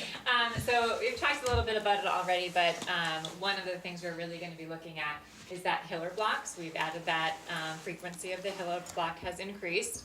That partly is due to providing more equity around access to our related arts for those students who receive specially designed instruction, or in other words, special education services. In doing so, we're also looking at that linkage that we had referred to before around tier 2 and tier 3. So really looking at what does that Hiller block look like for all of our learners, kind of developing, different targeted instruction. We talked about executive functioning. So these are all things that you kind of consider within that block. And so our job is really to look at those opportunities that we have available for students, and then in turn the effectiveness, just like was already referred to, as you put these things into place, right, you want to just evaluate effectiveness as you're kind of going, and that's what will happen throughout the school year this year. Right. And in the next few weeks, we'll be embarking on planning the FY25 budget. It's October 1st yet, but we'll be there soon, right, in this town. So in that process, we'll be really, Nicole and I specifically looking at, budgeting and planning ahead for what do we need to align the elementary services and supports to the middle school, specifically with curriculum and instruction and assessment materials, as well as what personnel perhaps might be needed to be added to support the recommendations of the report, as well as just our growing population. We talked a lot about kind of shifting to that co-teaching model of instruction. And one of the pillars of effective co-teaching is that ability to collaborate with your co-teacher. And so, a schedule change or a shift that has been made at the middle school was to add some time for that co-planning. Sort of our role in that is really to support that conversation. So what does co-planning look like, right? What are some protocols that we can put in place? What are some planning documents that can be helpful? There was some preview of this last year during a PD. And so, like Abby had mentioned, you don't do like a one-off PD. You really want to kind of, talk about that a little bit more. What does that look like in actuality? Like when we're in that meeting and we're co-planning together, what does it look like? And then just evaluating that, is that enough time for us? What does that look like? How are we effectively using our time? And then how does that co-planning time transfer to the classroom instruction, right? So we want to see that the effectiveness of that transfers to our classrooms. Yeah, and just to kind of jump off of that a little bit, just again, Nicole and I being in classrooms, observing, giving feedback to teachers real time if possible, to support their work in co-teaching and in all of that they do, especially with, emphasis on those specially designed instruction. Next slide is yours again. Yep, so in terms of timeline, if we get a sense from the committee that you think we're like on the right track here, we have developed a timeline for the year, which we think will accomplish the goal, which essentially would be that we would work, in the next month to really get dug into the nuts and bolts and logistics of the concept. And we would also start to really look at what kind of explicit reading instruction needs to happen at the middle school and what does that do to the schedule and for whom and how. And that is a lot of work, but I think it is work that has to happen, and it would happen in advance of the budget timeline so that we could be talking about what that means as part of the budget. So, that's really meeting the principals. So right now I have meetings set up already with all the principals to start that conversation. We would then really kind of work this year to support the middle school staff in the schedule and structures that we have this year and begin the process of foreshadowing what we think it's going to look like for next year and those changes. Additional PD should be probably year-long. In November, we know we're in a public budget process, so there'll be a time to really air all of this out and talk about it with a budget going final, in January. And then February to June, we would really be just building towards a model that we think would be in place for September that would be very robust co-teaching and all the pieces that need to happen with that, and articulated, defined, specially designed instruction for kids across a variety of structures and programs. And then it's really like planning for 25 right now, so that's what we would be doing. I hope it's helpful to see it on a slide, but that's kind of where we're headed. And then our other idea would be to come back to this committee probably in February and update you on how this year is going. And we would be having the budget process clear at that time, so we would also be talking to you about our plan for hiring and for structures. And I think that's about it. And, we're very open to community feedback, so I'm working really hard to engage and talk to parents, and I'm so pleased that people are coming to school committee and advocating for their kids. That's really important, and I think we're on the right track. Great. Thank you all. Sure. Are there questions that the committee has? Would you share your slides with us? Don't you have them? Do you have them? You can have them. Do I have them? We'll put them on the website. Okay. Would you like That would be great. I love my like them, Annie. slides. You can have them. My second question is, you are currently practicing co-teaching? Is that correct? In the middle school. Yeah. Yep. And was that pre-scheduled, or is that catch as catch can? How is that being done? It's pre-scheduled. Okay. Yeah, deliberate planning going into the school year. And did you create teams? Like Mary Ellen always works with Sally in their co-teaching? There is some of that, but definitely not across the board. I think that's one of the challenges that our learning specialists have right now. So they might be dedicated to math, and if they're dedicated to math, it leads towards specially designed instruction, But it's with 3 different teachers over the course of 3 or 4 sections. That's tough. That's a challenge. I a challenge. I co-taught when I was doing junior English. No, excuse me, I'll take that. Senior English. We were co-teaching, and we always kept with the same person, which became very helpful. You also got loaded with, there were 3 or 4 of us. We were the inclusion teacher.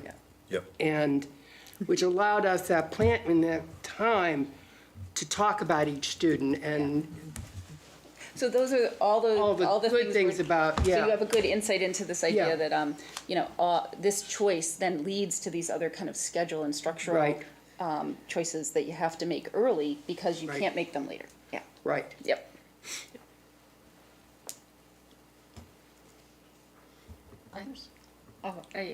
This presentation, I really appreciate it. It's thorough, it's very thoughtful.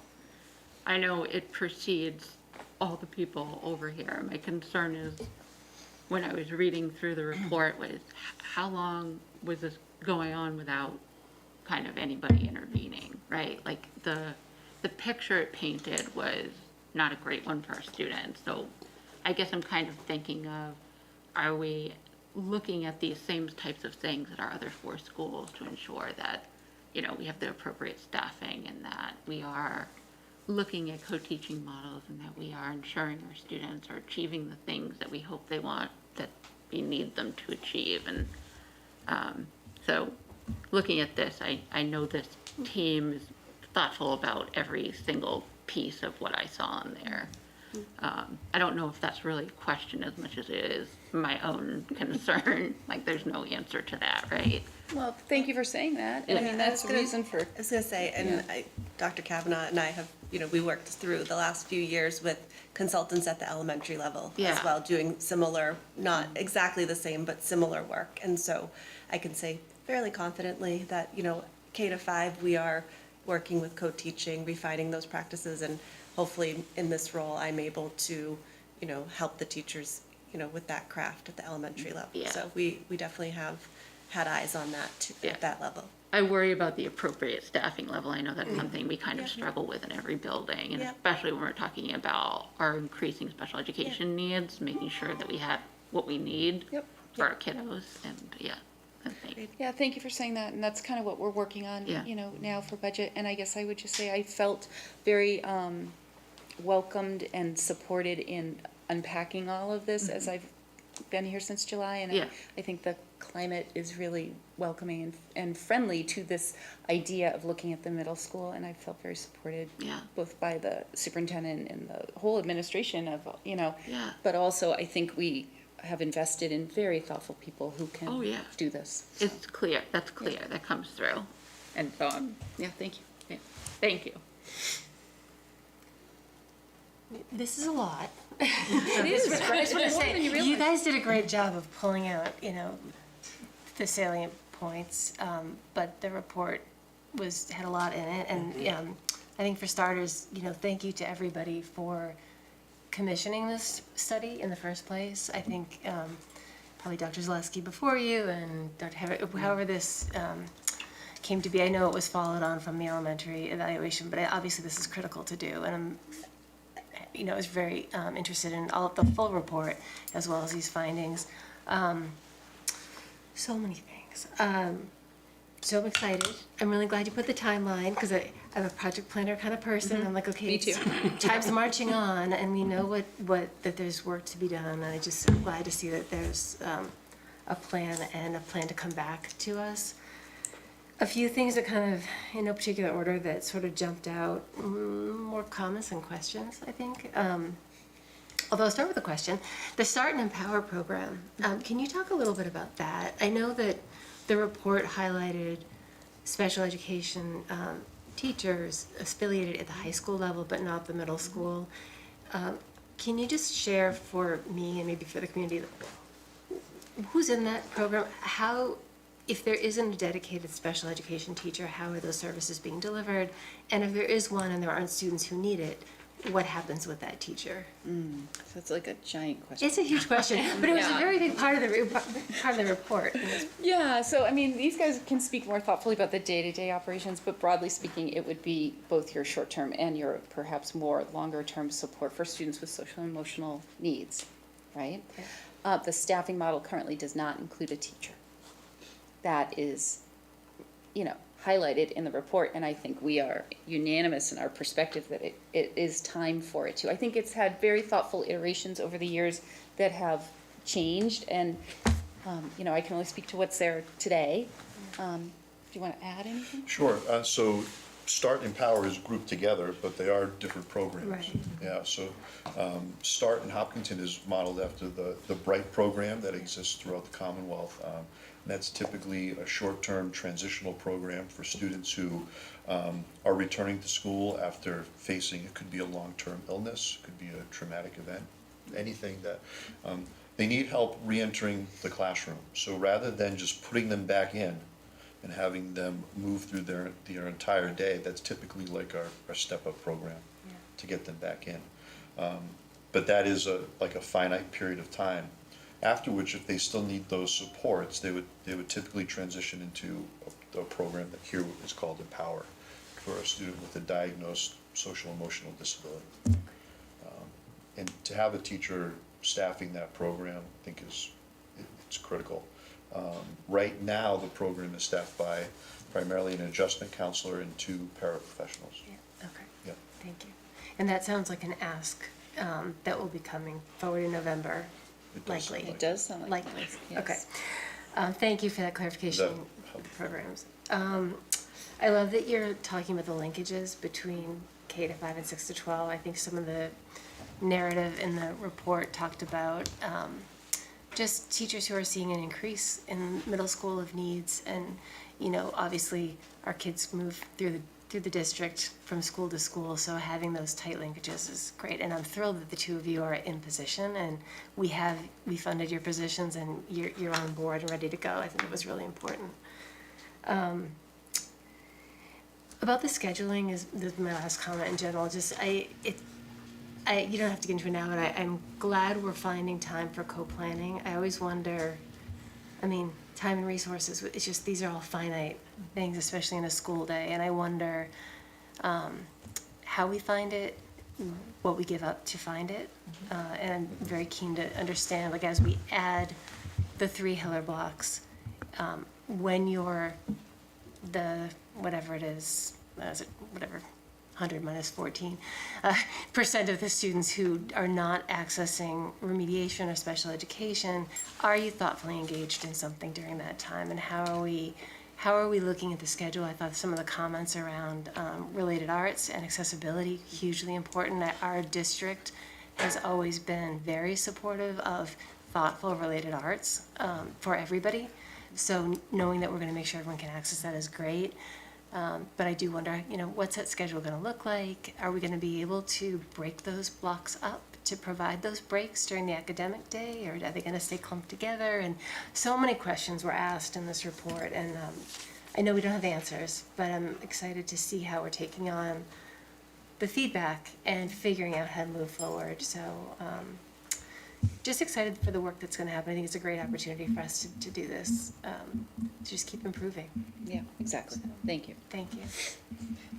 Echo my colleagues. I appreciate the thought that has gone into your presentation. I know Dr. Kavanaugh had previewed a little bit at Tuesday's select board meeting that we should expect some special education additional staffing requests, which I think is an important piece of what we're looking at. I definitely support that movement, and I look forward to hearing your full budget presentation in November. Thank you.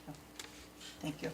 And I also do want to just highlight also, I also appreciate the community engagement, the level of interest in this particular piece. So I think it speaks to the importance of the work. Yep. Thank you all. Thank you, folks. Yeah, nicely done, thank you. Okay, now I think we are going to go back to invite Mr. Bishop up for the school improvement plan. Is that Perfect timing, yes. good timing? Where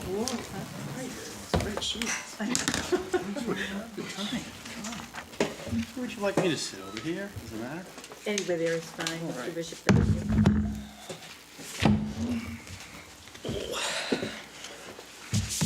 you. Welcome. How are you? Nice to see you. Thank you for taking me out of order. I appreciate it. All right, let me see if I can pull up here. Well, Mr. Bishop tonight had important things happening, just so that the community knows. If you're not a high school parent, Mr. Bishop was at back-to-school night prior to coming here. So. Yes. So, yep, it was a wonderful back-to-school night. The energy was great. A lot of parents were there, so it was really nice. I snuck out a little early to beat traffic, so. Did you have any parents get lost as they were changing classes? Yeah, many. Yeah, but we have students like Jack around the building to help them out. It's always it's a great night. It's one of my favorite parent nights that we put on each year, so. Well, thank you. Thank you for inviting me here to talk about the high school. I always look forward to the opportunity to discuss our focus areas and our goals and what we're looking to accomplish at the high school. It's a great opportunity. I want to thank the school council, first and foremost. It's a group at the high school of 27 folks, so I won't list them all, but it's a group of parents, students, teachers, and administrators. So they're the group that comes together to kind of formulate the school improvement plan. And what we're excited about for this year is the goals that we're focusing on is just a continuation in a lot of ways of the work that we've been doing. We're focusing on relationships, we're focusing on instruction, and we're focusing on assessment. And those are things that we've been talking a lot about at the high school. We've been focusing a lot. We're just trying to move that ball forward, trying to continue to do that work. I know the staff is excited about these goals. We're not adding a lot new to their plates. They already have a lot on their plates. So when they hear things that we've already been focusing on, just continuing to kind of update, revise, review, reflect, and just get better, there's some motivation there. There's some momentum that gets going, which we're excited about. So we have two main goals when it comes to kind of relationships, instruction, and assessment. The first is around curriculum, instruction, and assessment. And so our theory of action really is the opportunity for us to kind of step back, update, review, and make adjustments to our curriculum with a culturally proficient and responsive lens. I'm sure you've heard this language already today. One thing I love about working in this district and working with my colleagues is that we work together on the school improvement plans. We have similar focus areas, and I think that is why we're a special district, K through 12. And so our hope is to use that culturally responsive lens. We've been talking a lot about this. We've had some professional development. We're looking forward to some more this year. And that's hopefully going to create an opportunity for students to have success, but also a sense of belonging. And I'm going to talk a little bit about a sense of belonging in a moment. So that is our theory of action when it comes to goal one, which is kind of around the classroom, we'll call it. So within that, our action steps, I'm sure you've heard a little bit about the CRI-OP already. That is something we're going to be introducing to our high school staff. We already have. We've talked a little bit about it on our opening day presentation during the 2 PD days. And then at our first faculty meeting. We're slowly kind of gauging an assessment of where people are at when it comes to culturally proficient practices. I think we're in a really good place. We're ready for that kind of next step. So we're looking forward to some upcoming professional development in that regard. We're really focusing on 3 pillars of the CRI-OP at the high school. I know different buildings are kind of having different focus areas. We're focusing on classroom relationships. I'm going to keep saying this, instruction and assessment. We think those are the big 3 rocks, pillars that kind of speak to what we want to be at Hopkinton High School. So that is one of the things that we're going to be focusing on under this umbrella of Goal 1. We're also going to continue our work with disciplinary literacy. Again, something you've heard before. We've been working, Dr. Kavanaugh's been tremendous in helping our staff understand what disciplinary literacy is and how it impacts their curriculum and their students. We worked very closely with the entire ELA science and social studies departments over the last multiple 2-3 years, and we're adding in math. We think that's the next discipline that we feel we want to incorporate a little bit more writing, a little bit more reading, a little bit more word problems, dissecting the vocabulary. We've already seen a little bit of that so far in my walkthroughs to start the school year, which is great to see. So we're going to be training the math department this year. So that'll be 4 of our core subjects are going to be going through this training for disciplinary literacy. And then also under this goal when it comes to some of our action steps is just continuing to update our curriculum. I know I talked about it from a culturally responsive lens, but also from an SEL lens. We're doing a lot of work with stage 2 and 3 at the high school, which is fancy way of saying looking at more instruction and assessment, grading practices between course partners. I'm challenging each department to take all the different things that we're looking at and have a departmental goal when it comes to curriculum. And so we're meeting with our teachers over the next month to talk about their goals. But our hope is at the end of the year, each department will present what they're focusing on when it comes to this work around culturally proficient practices, which we're excited about. So those are some of the action steps, and then how we're going to measure these goals, which is always critically important. Is we're going to do a needs assessment. I talked about that a little bit, kind of gauge the understanding of staff. Where are we when it comes to the CRI-OP and culturally responsive practices? What do we need? And I know we're hoping to plan some time with Mr. Lebrad at one of our upcoming PD days, so we're excited about that. So we'll kind of gauge where we're at with that in terms of measurable outcomes. Obviously, we're going to try to see if our writing and reading performance is improved with some of our disciplinary literacy work. I know for some of the preliminary MCAS results, we've seen a lot of good scores, which we're very excited about. So I do think that that's a contributing factor to some of that. I know there's a lot of factors to that, but hopefully that will continue with the work that we're doing with incorporating the math department. And then continuing just to develop the curriculum, like I said, about looking at bias, SEL signature practices. When the departments present out at the end of the year, we'll have a pretty good sense of what we were able to accomplish and how we were able to measure that goal. So that is our first goal. There's a lot of things within that umbrella of curriculum, instruction, and assessment. My thought process is it's probably going to be more than a year goal, but we're going to start to continue to push that ball forward and see what kind of momentum we get, and then we'll look ahead to next year to continue to kind of fine-tune this goal. So that's our first goal. And our second goal of two is more about the student experience. So we're trying to take that idea of relationships, which is so important to us. We talk a lot about culture building at the high school, as Jack knows. So our theory of action is again, investing in kind of the social, emotional health and well-being of our students, with the idea of trying to amplify a little bit more student voice and choice, which I'll talk about in a moment. And we think that if we can do that, then our students will have more agency. They'll demonstrate a little bit better school life balance. You know, we've talked a lot about that. We've had different groups come in from Challenge Success to talk about that, healthy balance, and hopefully be just constructive, high-quality individuals to our community. That's what we're hoping for with this goal. And so the way that we're going to kind of hopefully accomplish this, and I think that everybody on the committee knows that we survey our students quite a bit to get information. And so a lot of our actions will be collecting information from our students. We have our HSA that Carla Burley helps us administer, which is the Holistic Student Assessment. This year is our year of the Metro West Adolescent Health Survey. We do that every 2 years. And we've also had our data from our Vision of the Graduate. So we have a lot of data when it comes to these topics. And the things that continue to kind of pop to the top of, I wouldn't say major concerns, but this idea of a sense of belonging, inclusion, are areas that when we look at the data, we can put a little bit more focus into that. So that's our plan this year, as well as students having a little bit more voice and choice in their learning. And one thing in the HSA that came out loud and clear was learning interest was one of the lower scores for students. And so they might not be taking the classes they want to take or able to show what they're doing in class in a different way for a teacher. So those are some things that we're working on. Maybe it's not always the traditional pen and paper. Maybe it's a presentation. Maybe we need to be a little bit different for different students on how they can show us that they understand the material. So that's a lot of this kind of voice and choice and advocacy that we're going to be talking about with our students this year. We continue to want to have more opportunities for real world skill development and job opportunities. We surveyed the students a few years back. And we said, what's missing in your education? They talked about more mental health curriculum, which we're doing, and more real world application. And so I'll talk in a second about some of the measurable aspects of this, but that's something we're very committed to with our post-secondary options. Also, we're going to be using some of the data we're getting from some of these for our Tier 3 interventions, and more specifically our START and Empower programs, which I know you're familiar with. And we're also going to continue to push our restorative justice practices. We did a lot of community circles last year at the high school, both as a staff and in our classrooms. And we're going to take that to the next level, and hopefully that student behavior and student attendance will improve based on these conversations and these actions that we're taking. So in terms of measurable criteria for this goal, a little bit trickier, but we'll survey the students at the end of the year to see if they felt like they had a little bit more agency and choice in their learning. That's going to take some time. I do think that those results might not be as high as we want them to be, but I do think that's a kind of a work in progress as we get there. We're going to expand our senior capstone experience.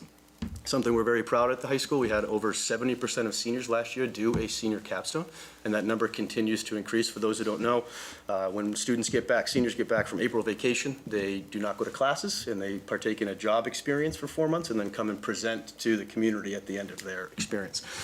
So we're even talking about, if that number continues to increase, is this something we might want to do for all of our seniors? And so that's conversations that we're having at the high school now. I've been working with some community members to hopefully do a job reality fair for our either sophomores or juniors. I know some local communities do this. I've been working with some other principals in other areas that have been doing it for a number of years. I'm trying to get some more information on how it would work here at Hopkinton High School. That's something we're certainly considering under this goal. Our senior transition program, years back, we just used to have a senior transition day before students graduated.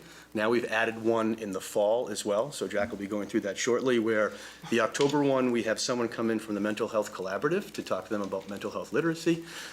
We have folks from the community from our Chamber of Commerce come to talk about financial literacy.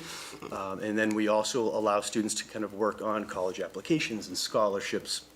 And then you fast forward to the end of the year, it's a little bit more fun. It's talking about, changing tires and, roommates and how that all works, and just kind of more real life skills. So we're going to continue to expand that program a little bit under the student experience goal.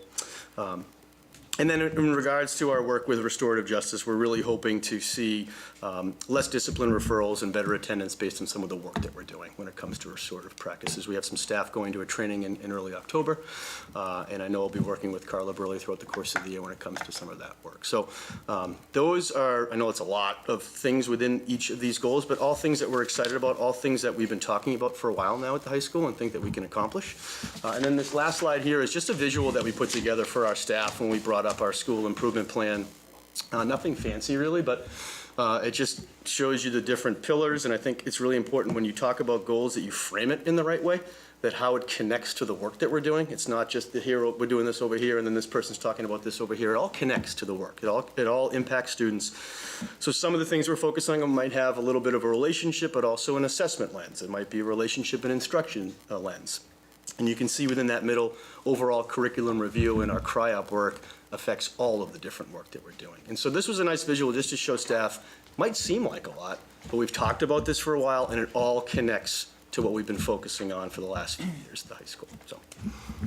So that's our school improvement plan for the year. Happy to answer any questions that you have about it. Thank you. Questions? Comments? I love that you have a Venn diagram. I know. Yeah. I know. We actually did too. Oh, sure they have. Now they say it. That was my favorite I part. actually could recognize that was a Venn diagram. That's exciting. I love the work that you do with your kids. I like how I love how much you ask your kids what needs to be improved, because it's in service to them. They're transitioning to the real world, so everybody needs something different to feel safe out there, right? Yep, Yeah. absolutely. I love the restorative justice piece. I love real world skill development, your capstone project. There's so many great ways for kids to transition and be good citizens and prepared to be good citizens. So thank you. Yeah, of course. Thank you. Yeah, this is great. Interesting when you talk about voice and choice and giving more agency and helping kids get what they want in the school day. And I think to myself, because it's more budget. Because do we have? I mean, yes, but are kids wanting to take things that they can't get into because we are we're growing quickly, and I guess we'll hear when you come back with the budget presentation how things go, but. If those frustrations are being experienced by the kids, if there aren't enough seats in that class, or it'd be good to hear that. Certainly. Yeah, and that's part of the conversation that we'll have. I think that's an aspect of voice and choice. The other is how we assess students and how they can show their work in different ways. And that's something we're talking to the students a lot about. So it's kind of two-pronged in some ways, but hopefully it won't be too much of a budget impact.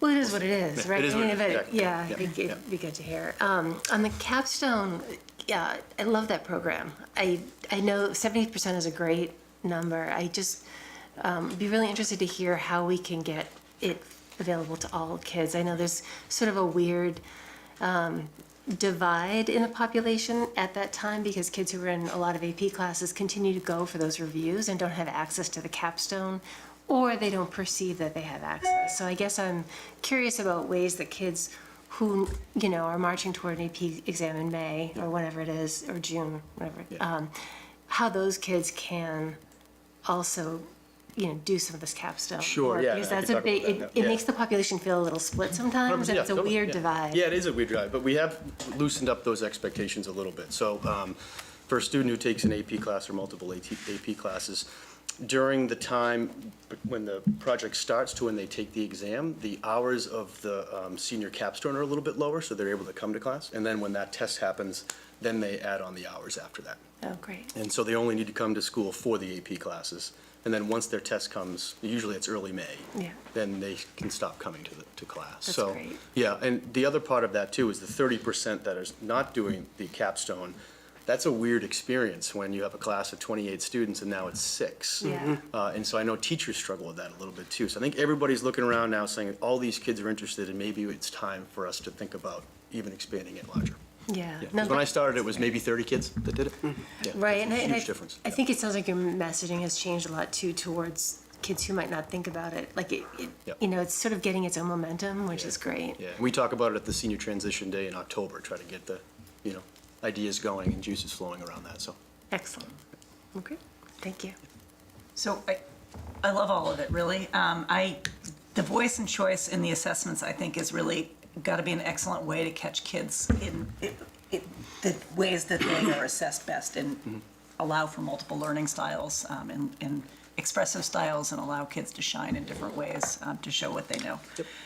The senior capstone experience, I've always been a big fan of that. It has been fun to watch it grow over the years, and an interesting piece to think about those classes where there are only a few kids left during that time. It's got to impact some of the junior classes too, I would think. It does, yeah. So, yeah. an interesting thing, so. Yeah. Anyway, appreciate you coming. It's an extra long night for you after having been Yeah. back to school night. I hope that went well. It went great, yeah, it went great, yep. It was awesome, very well attended, good energy, it was awesome, yeah, it was great. Great. Kudos to the staff at the high school for late night, so. And thank you for Mr. LaFave, who traded days with me, actually. We appreciate it. Well, that worked out better for me since I have middle school or not. That's really what it was about,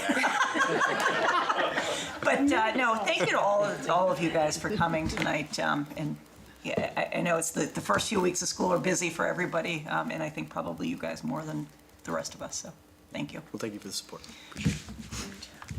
How's he doing, all right so far? Every year we get the outstanding high school. I know.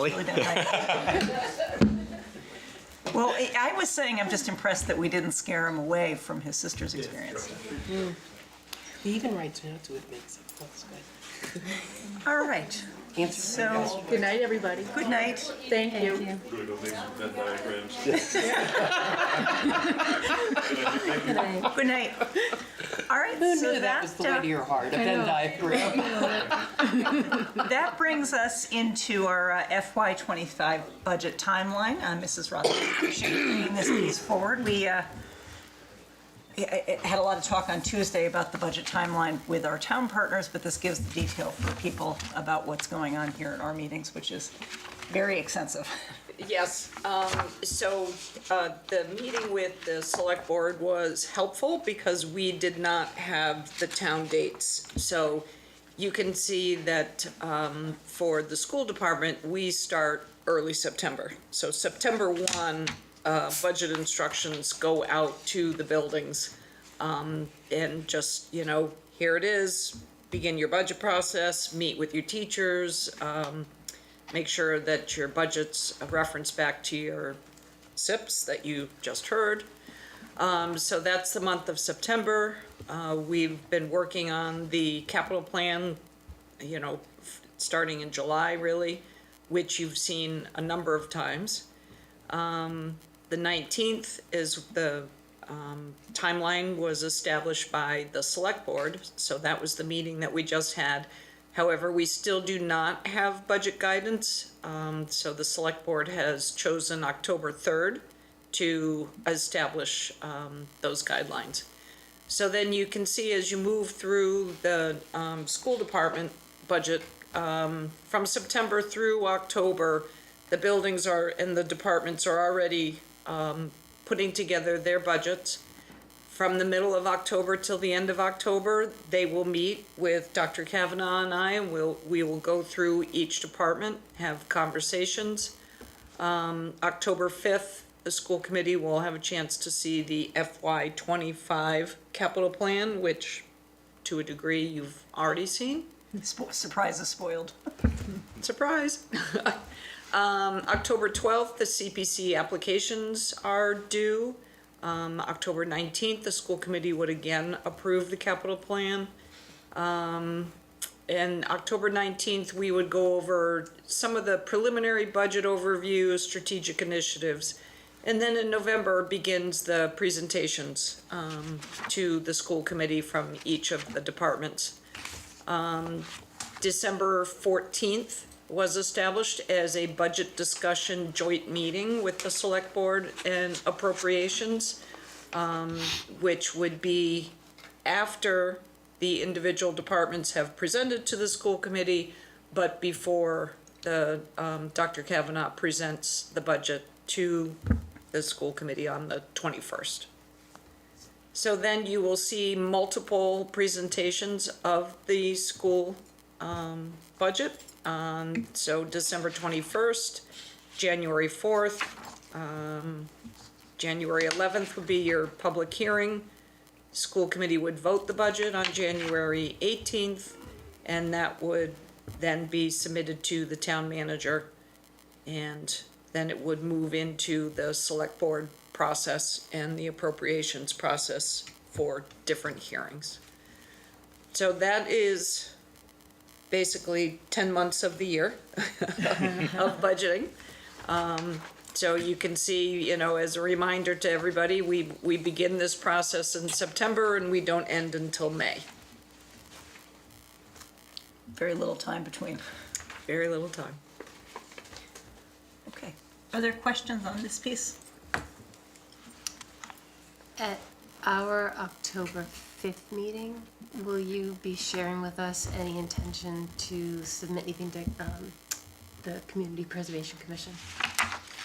So we can, as a reminder, last year we submitted both the track and Field 3 to the CPC, as well as the additional playground at Marathon. I can literally copy those and submit them again. They were fairly resoundingly rejected. They were not well received last year, but I have no problem submitting them again. So They're I due the 12th, right? would So we listen. can talk- I would listen to what the school committee would like. Did you get a, like, substantive reason why you were resoundingly rejected? Like, is it just purely a cost, like, when we're looking at the total cost, or was there something about it that they deemed not a priority? Like, was there a reason? So they have different categories that they look to fund. Yeah. And they didn't really feel that these fit well into the categories that were their priorities. Okay, all right. Thank you. So, and just for people watching at home, when we talk about reviewing the capital plan again, and approving the capital plan, this is different from the capital plan that we looked at a few weeks ago, because that was a 5-year long-term capital plan. The one that we'll vote on October 19th is just for FY25, and that's correct. So that we know what we're hoping to bring forward to annual town meeting in May. Correct. So this looks good to me. I know, and we heard at the select board meeting that they were planning on doing the budget message on October 3rd. I am planning to go to that meeting. If there are 3 or more of us who are planning on being there, we need to post that we're going to be there. So if people want to, No appearing. people want to think about that and get back to me in the next. It has to be posted. The 3rd is a Tuesday, so it has to be posted before Friday. I So think we should post. Adam's not here. I think Yeah. I'd like to try to make Okay, it. so that's yep. Yeah. I think you could use the support. Yep. All right. So we will circle back to Georgette for that. Okay. All right, so we are looking, if there are no more questions on this timeline. Thank you. Thank you. Also, thanks, because I know this has been it's always a fluid process, lots of moving parts with it, so appreciate to have it down and ready for us to move forward. We are looking for a motion on this. Is there somebody who would like to make a motion to accept the proposed FY25 budget timeline? I'll move to accept the proposed FY25 budget timeline. Great. So motion by Holly, is there a second on that? A second. Second by Susan, all those in favor? Aye. Any opposed or abstained? Okay. Sorry, I want to say aye, but I also, I was calling, but just as amended with the date of the select board, the message. I was trying to see what it said in here. I don't think it says. Felt like it said it on the slide, no? But It said it on the slide, but it may not have been what's in your packet, because I updated it the day after. And that the their packet was meeting. put together in time for the posting on Tuesday. So we voted on the slide, right? We are voting on the slide. That's an I think is aye what for Holly me. said. Okay, yes, that's what I so read we're- whatever was in here, so I did not mess it up. That's what I tried to do. No, but the packet doesn't have the same information. Yeah, because again, we didn't have the town's dates that time. So we unanimously voted to accept it as presented here in the Yeah, meeting. thank you. So, Thank you. Thank you. Okay, so that moves us into old business item A, which is the superintendent's goals and indicators. All right, thank you. So the last time we were together, we had a conversation about me coming back with something called sort of mini goal number 7. And so I did spend some time going back and kind of listening to the dialogue that we had here at the table, and then also reviewing the PowerPoint presentation that Mrs. Moran had made when we were at our working group meeting at the town hall. And one of the things that came up was the question of a 360-degree district review. And so using some of the materials that you had shared with me, Holly, I thought hard about a 360-degree evaluation. And in looking at some of the materials that you had shared, it became very clear that, as this document said, a 360-degree feedback is a compelling process for personal and professional development that draws upon the knowledge of people within a person's circle of influence, including supervisors, so that's obviously the 5 school committee members. And interestingly, you know that DESE has a very prescriptive process for you to follow in terms of my evaluation. Peers, and interestingly, the superintendent has none. So really, that's one of the things that happens is I think we have a lot of sort of job-alike groups because we kind of live in a very isolated space in our own school districts. Our direct reports, and so those are the building principals and all of the directors, the assistant superintendents, and then, of course, myself, and self-evaluation is part of that DESE process. This document went on to say that traditionally, a 360-degree feedback survey, they were developed as an administrative tool to aid in an organization's executive leaders and managers, to aid in organizations, executive leaders and managers in making decisions regarding employee promotions. And so, again, that's not really typical in public education. We don't have a lot of sort of promotion from within. Obviously, if somebody does apply for an administrative job, we very carefully consider their candidacy, but there are so few of those positions and so many teachers that it's unusual. Salary raises, so that again is not part of what we would talk about with teachers because they have a very prescriptive salary schedule based on years of service and degree status. And other personnel incentives, and to be honest with you, there really aren't personnel incentives in public education that just, I mean, you can apply for an extra stipendary position. And so the last paragraph did go on to say that 360-degree feedback isn't widely used in the education sector because schools have to prioritize whatever your federal or state or local mandates are. But that said, I went through and looked at the DESE survey as a basis, and part of me started to think we could probably come a little bit close to putting together some kind of quasi 360-degree view of the district using the DESE survey. And it's nice that DESE offers this tool to us. I did want to take a look at, just quickly, some of the things that we had already done, because people had said, well, do you already have some data? And I think we do. One thing that we do is, so for example, like in the summertime when we have our administrators retreat, we always send a little survey out afterwards saying, hey, how'd we do? And I know that, you know, after some staff meetings or faculty meetings, the building principals will send out something that says, hey, how'd we do? But these are sort of the big ones that we have done over time. So in 2018, we had a locally generated DEI survey, and I'll show you what these all look like in a moment. In 2019, we had a strategic priority survey, and that's what went into creating the district improvement plan. In 2021, a locally generated staff well-being survey. That was in the midst of the pandemic, and we felt like, you know, teachers were in a place, a little bit of shortness of breath, and we wanted to make sure that through adult SEL that they were doing okay. The Athena analysis of HMS English Language Arts. In 23, Black Print Culturally Responsive Analysis. In 2023, the Promoting Good Equity Survey. In 2023, the Athena analysis of HMS Special Education Delivery and Instruction. And then ongoing, our building principals very often generate surveys at the end of the year. How did we do with their faculty? In terms of the kids, we always have our vocal survey that's administered to grades 5, 8, and 10 at the close of the MCAS test. Our administrators tonight talked a lot about the holistic student assessment. That's grades 4 to 11. And then in alternating years, we have the Metro West Adolescent Health Survey. So there's a lot of information, I think, that lets us know sort of how the district is doing from various perspectives. So here's just a little snippet that came from that DEI survey in 2019. We put that out to teachers, to kids, to parents, to alumni, and one of the questions that we asked is, I believe the Hopkinton Public Schools addresses the social emotional needs of all of its learners. And you can see just through a pie graph of how people felt about that.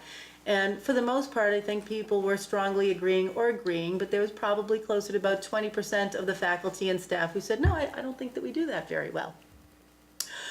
When we did our strategic priorities, a couple of questions, you can see what kind of learners and community members do you hope all Hopkinton students will become? Think about skills, qualities, or traits that you would hope our students and graduates would have.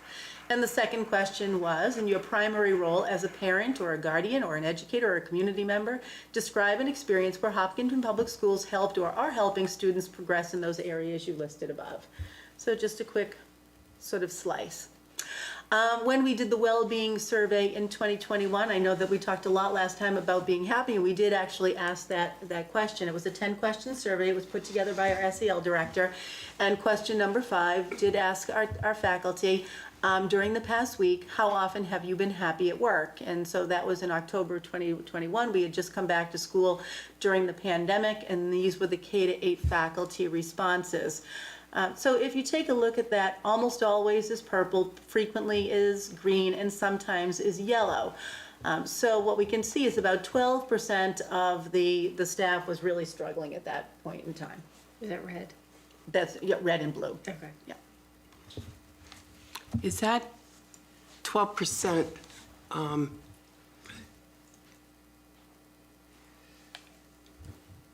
in a general slice of population? Would that 12% be reflected at any given time if you took 12% of any working organization? I think that probably would be true. Okay. This was K-8 only. I mean, we did another survey, 9 to 12, so we do have that data as well. And maybe I can just go back and look to see if we think those percentages are similar across the board. Mm-hmm.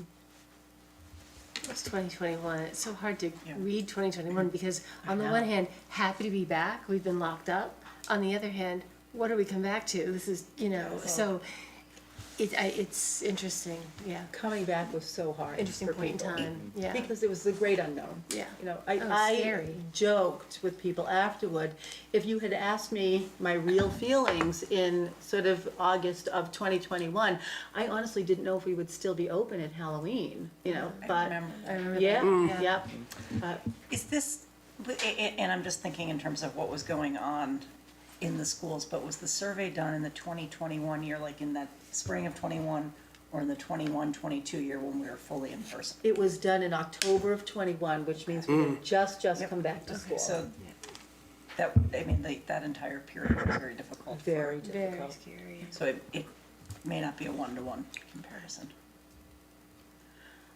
We did the Athena HMS analysis.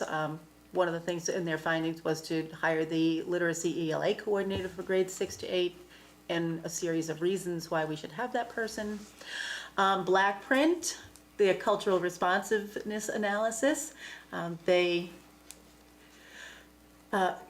gave us a series of criteria, and we got to walk through classrooms and see if we thought those things were actually happening or not, and then they gave us the results of those. I've cut the results off, but they were things like instruction is contextualized in students' lives, experiences, and individual abilities. The teacher focuses on developing students' academic language. Students have choices based upon their experiences, interests, and strengths, those kinds of things. We did the promoting good equity audit, and they started with our observation of strengths, so I'll stay focused there because they'll be here to come and tell you all the things we need to work on. But the strong sense of community within the schools and beyond, so they noted that 85% of families agreed that they feel welcomed and included in the school community. School leaders, teachers, and staff members are generally viewed in high regard and are respected for their desire to connect with students. Generally, there's good rapport between school leaders, staff members, and teachers. Teachers report that administrators are very supportive and that, in general, staff morale is high, and there's a strong commitment to student and family engagement. So, very nice strengths there.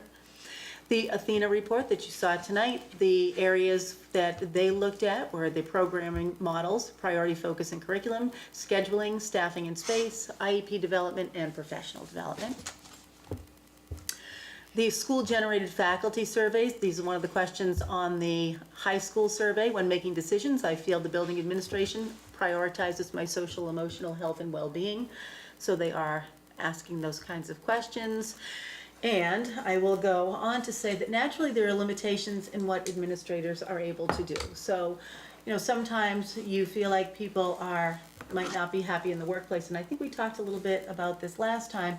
You know, happiness can be derived from a lot of different things, but I just think we have to be careful when we ask questions because there are some questions about which we can't do anything. We can certainly bring in adult SEL, that's great. We can't just willy-nilly, you know, raise salaries, right? So those are the kinds of things that we have to be careful about. So when we think about that kind of the possible benefits of a public school 360 assessment, I think if we get out there and we ask lots of different stakeholders, lots of different questions, we will have a more complete assessment of our strengths and needs to grow. I think it will increase teamwork. I think it will help us to identify gaps in professional learning, whether that's professional learning of administrators, of teachers, paraprofessionals, anyone in our organization. And number 4, it lends insight into each employee's important individual roles. And so I think that that's one of the things that DESE gets at. So if we take a look at what DESE's, the district review self-assessment measures, it looks at leadership and governance. And so when we talk about leadership and governance, it really means the district administration and all of you as school committee members. It looks at curriculum instruction and then assessment. It looks at HR and professional development, so that's what supports our teachers, student support, and then financial and asset management, which falls under Mrs. Rothermith's purview. So if we just took a look at what they're getting after in terms of leadership and governance, and I won't spend a lot of time on these, there are hundreds of these slides here because that survey DESE puts out is very complicated. I read a lot of them when I was putting together the presentation. There's so much. There's so many of so them. much to it, yes. Yes. So that first indicator would be looking at focuses on improvement, establishing a culture of collaboration, and fulfilling your legal and fiduciary responsibilities. This is the school committee one. The next one that would sort of belong to me and the rest of the district's and school leadership as leadership and engagement, focusing on improvement and leadership development and support. And you can, I'll share this with you so you can go back and look at all of the descriptors that go along with these. District and Kavanaugh, is this the format that somebody would, I mean, would we craft questions that would get at these answers, or are we asking like Yes, it would sort of be like a rubric, right? So if we take a look at the one that's there now, district and school plans are developed using a clear, thoughtful, and inclusive process that includes wide representation. District and school leaders provide frequent and thorough updates to the school committee, to staff, to students in the community about progress toward plan goals. Plans are revisited and revised using our participatory and data-driven reflection process. So people would go into there and say, oh yes, I think we do that very well, we do it somewhat well, we do it not well at all. I think it was like the evidence that supports whatever rating we get from what I had read, and I don't know if this is the same survey, that it was like, which one do you say and why do you say that, right? Was that what you got from it as well? Yeah, this is the exact one that you had given to me. And so at the bottom, it says, please explain your reasons for responses above. The table will expand as you enter your answer.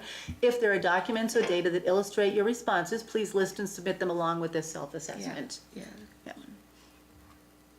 This is, I mean, this is like reviewing you, like across everything. And I think, these rubrics, whoever the respondents are, would commit to a significant amount of time. Yeah. Yes, and so what I think is that you really can't have necessarily parents responding to something like this because they don't know enough to be able to do it. So I will sort of cut to the chase, and you can kind of go through all of these areas. There's a lot of them. Oh, there's a ton of them. Right. Yeah, there are like hundreds of them. Right, right. So what I would like to do is, first of all, we have established now a district climate team, and in terms of who's on that, we have 5 building principals. We have a teacher from each building. We have 2 of the paraprofessionals. And then we have Mr. Lebrad as the Assistant Superintendent for Curriculum and Instruction, Mrs. Hanscom as the Director of Student Services, and Carla Burley as the Director of Social Emotional Learning, and obviously me. How did the teachers get on the team? I sent a letter out to every teacher across the district saying we were establishing a district climate team and that they could work with their principals to figure out who would be the person in their building. So the building principals chose their person. It doesn't say who the teachers are up there, does it? Oh, it does, yeah. It's just a little small for my Yeah, eyes. it's very small. Oh, yes, okay, I can see. Yeah. Okay, I can see Next it's, to the building it's next to the principal. building principals. Yes, Like that's they're right. little partners. Yeah. Okay. So the school climate team will be, we have our school climate definition, which I had read last time. School climate reflects how members of the school community experience the school, including interpersonal relationships, teacher and other staff practices, and organizational arrangements. School climate includes factors that serve as conditions for learning and that support physical and emotional safety, connections, and engagement. And we've established meeting dates, so there are 7 of them in all: September, October, December, January, March, April, and May. And so in terms of adding another goal, what I would like to do is, because you're sort of asking for a 360-degree assessment, but I think there's also a climate piece embedded in that, at least that's what I'm hearing. I would like to meet with the district climate team 7 times this year to sort of have them help to assess where we are with climate. I mean, they're all living in buildings, so they know the answers to those questions. I would send out the 360-degree survey for review first to the administrative team only. So, for example, I would have Mr. Bishop evaluate where we are with curriculum and instruction, finance and operations, all of that kind of thing. So everybody, all 27 people on the admin team would have an opportunity to fill out that form. Afterward, we would take the 360-degree survey and we might make some modifications, and we would have to keep in mind that most stakeholders don't have the knowledge to respond to these questions fully. So we would have to kind of go through and modify if we were going to have any of these kinds of questions that went out to faculty and staff, and that would be the work of that district climate team. Once we had that information, we could present the results of that survey to the school committee, and depending upon the results of the initial survey, district administration will respond accordingly to each of those individual departments. So if we feel like there's something that needs to be done with HR or professional learning or building level climate, whatever it happens to be, we will respond to it. So there would be a district-wide and town-wide survey, and it would be modified for the survey respondents because they could never answer the questions in that document. It's, as you evaluate me every year, I mean, I know that you're stopping to think about what do all of those things really mean. So if you, who have been doing it for a number of years and you're very familiar with it, have come a long way to understand it, it just wouldn't land right in somebody's inbox. And just to pick up with it, you provide, I mean, that is much smaller than this. Your rubric is large, but not this large. And you provide evidence, you know, weeks in advance of us, you know, sitting down, and then we sit down in multiple sessions, and like, it's very, I mean, I think we've all had our own unique experiences, but for myself, it's a very time-consuming process to consider the wording of the questions in a DESI rubric and consider the evidence and actually come up with, like, then you have the, what does each level mean? Because each level, I mean, what is very good or very often, whatever, like, it's an abstract term, but DESI defines them usually to some degree. So, and then when we get together, we still don't agree on how we interpret things. So it is a big ask, and it's hard to get accurate information. So I would definitely be in favor of the climate team determining like a small set of questions that would hit. This is just a lot. This is not a survey. This is a rubric. It's a different kind of a thing. Right. But a survey that anyone would have to answer who's not highly motivated to give it that time and able to give it that attention would have to be pared down significantly, representative of the 100%. topics, but way pared down with clear explanations of ranking, of ratings. Like, for it to be meaningful, it would have to be digestible and doable. Yes, I think that, so when you look at that whole big DESI thing, I think when we talk about 27 people, that's a real self-evaluation for sort of all of us, right? So that's where the 360 piece comes in, I think, because, you know, people will be saying, well, what is Jeff LeBrod's role as the person in charge of curriculum instruction? Are all of these things going well, somewhat well, you know, those kinds of things, right? Same thing with like finance and operations. Are those things going well? Are they going somewhat well? Are they always unicorns and rainbows? But we would do that internally as an admin team and come up with who are we, and then we can put together a much shorter layman's terms kind of thing to go out to teachers, paras, parents, high school students. Everybody will have an opportunity to weigh in, to evaluate that whole culture piece. Thank you. Yeah, I would imagine this was a tremendous amount of work, and I really appreciate. It took a long time. I really appreciate the thoughtfulness and the thoroughness of it all. It really. No, the success of the district is very important. Yeah, to me, no, so I truly, I understand that, and I understand that, like, asking for something extra on top of the other things within the evaluation, it was a big ask, and I would not have been disappointed if you had said, like, I'm gonna give you 3 questions, right? Like, you know, because it's a lot of work, but I appreciate this very much. Yeah, you know, when you talk about things like what the state prescribes for us, and then when you talk about a 360-degree evaluation, it felt a little bit like putting a square peg into a round hole. So I wanted to really spend some time and kind of digest and say, what are the possibilities within the context of an admin team, and then within sort of the rest of the district that may not understand the role of an administrative team. Yeah, thank you.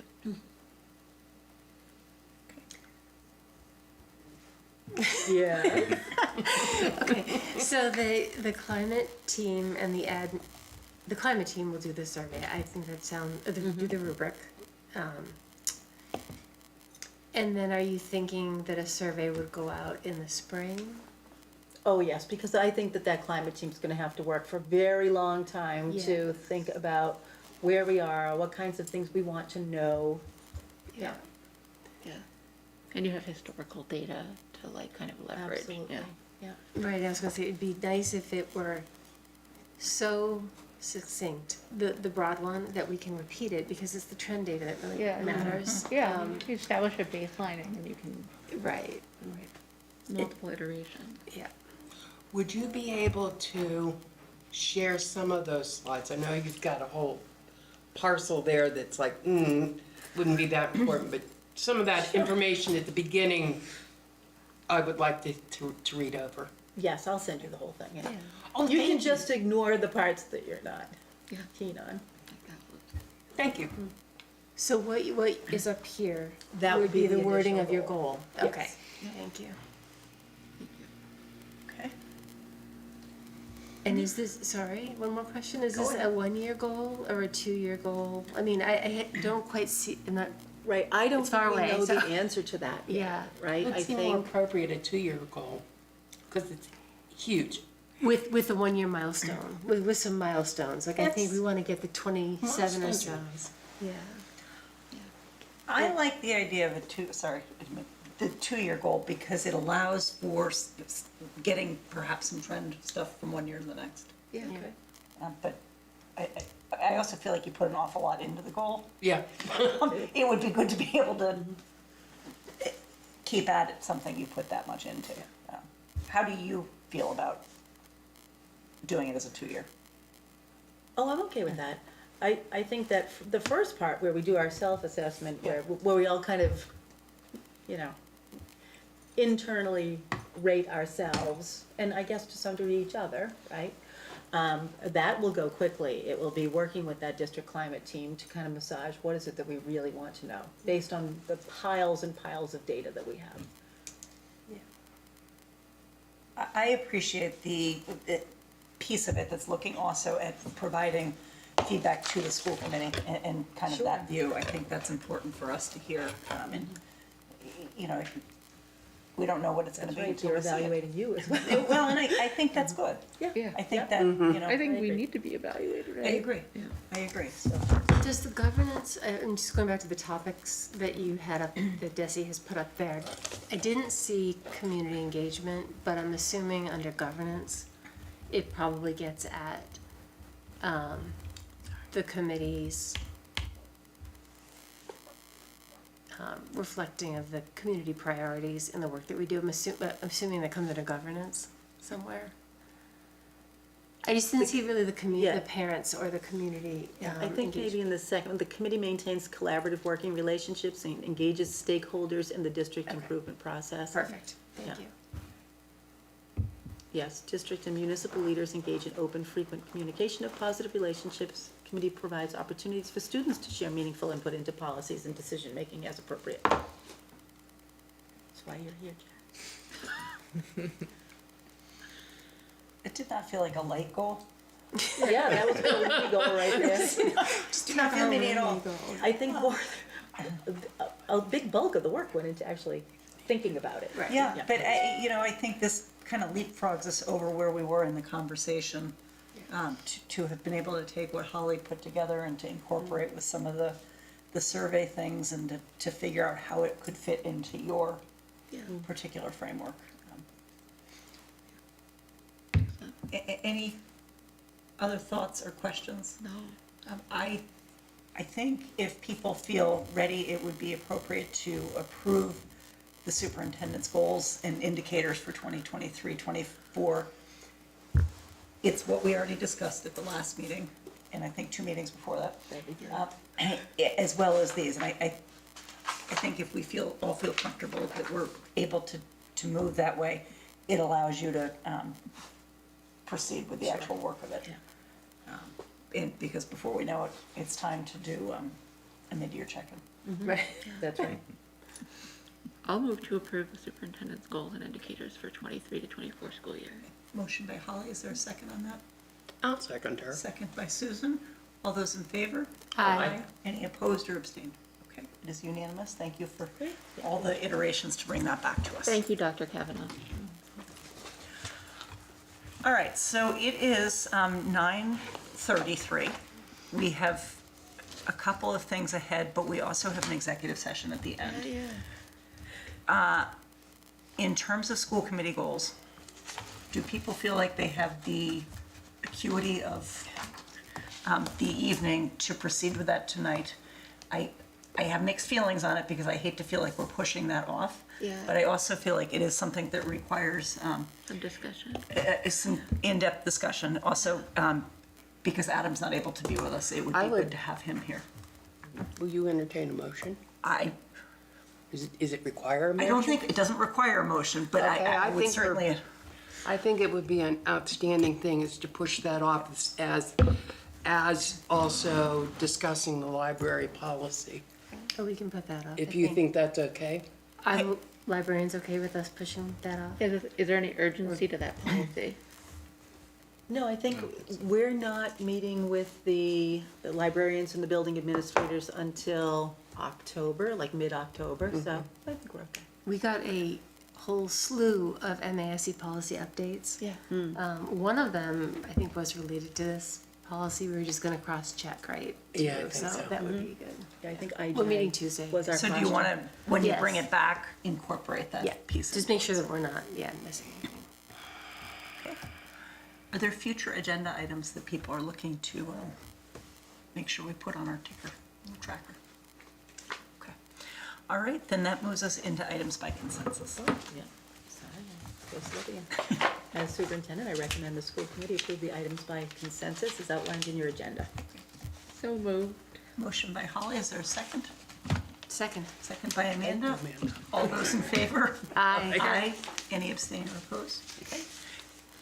It moves then, and then the final motion here is, it needs to come direct from the agenda. It pertains to us going into executive session, and to include the fact that we're going to adjourn in the executive session we're not coming back to the public meeting after this, so that if somebody would like to make that So it's motion. like this little statement here? That little statement, yes, Okay. that is the motion. To comply with or act. Wait, sorry. Yo, I'm supposed to You're do gonna it, make or am I just gonna say? so You're saying make a motion to enter into executive session. I and want to then- make a motion to enter into executive. And then read the rest. Okay. I like butchered that whole. Nope, you didn't. To comply with or act under authority of Mass General Law C 30A, S 21A 3, specific to conducting a strategy session in regards to the Hopkinton Teachers Association, because having the discussion in an open meeting would have a detrimental effect on the school committee's bargaining position, and to adjourn in the executive session. Thank you. Motion by Holly. Is there a second on that? Second by Susan. We'll do a roll call vote because we're going into executive session. We'll start with you, Yes. Susan. Holly? Yes. Amanda? Aye. And I am also an aye, and we are adjourned into executive session at 9:36. Thank you all for tuning in tonight, and have a good night.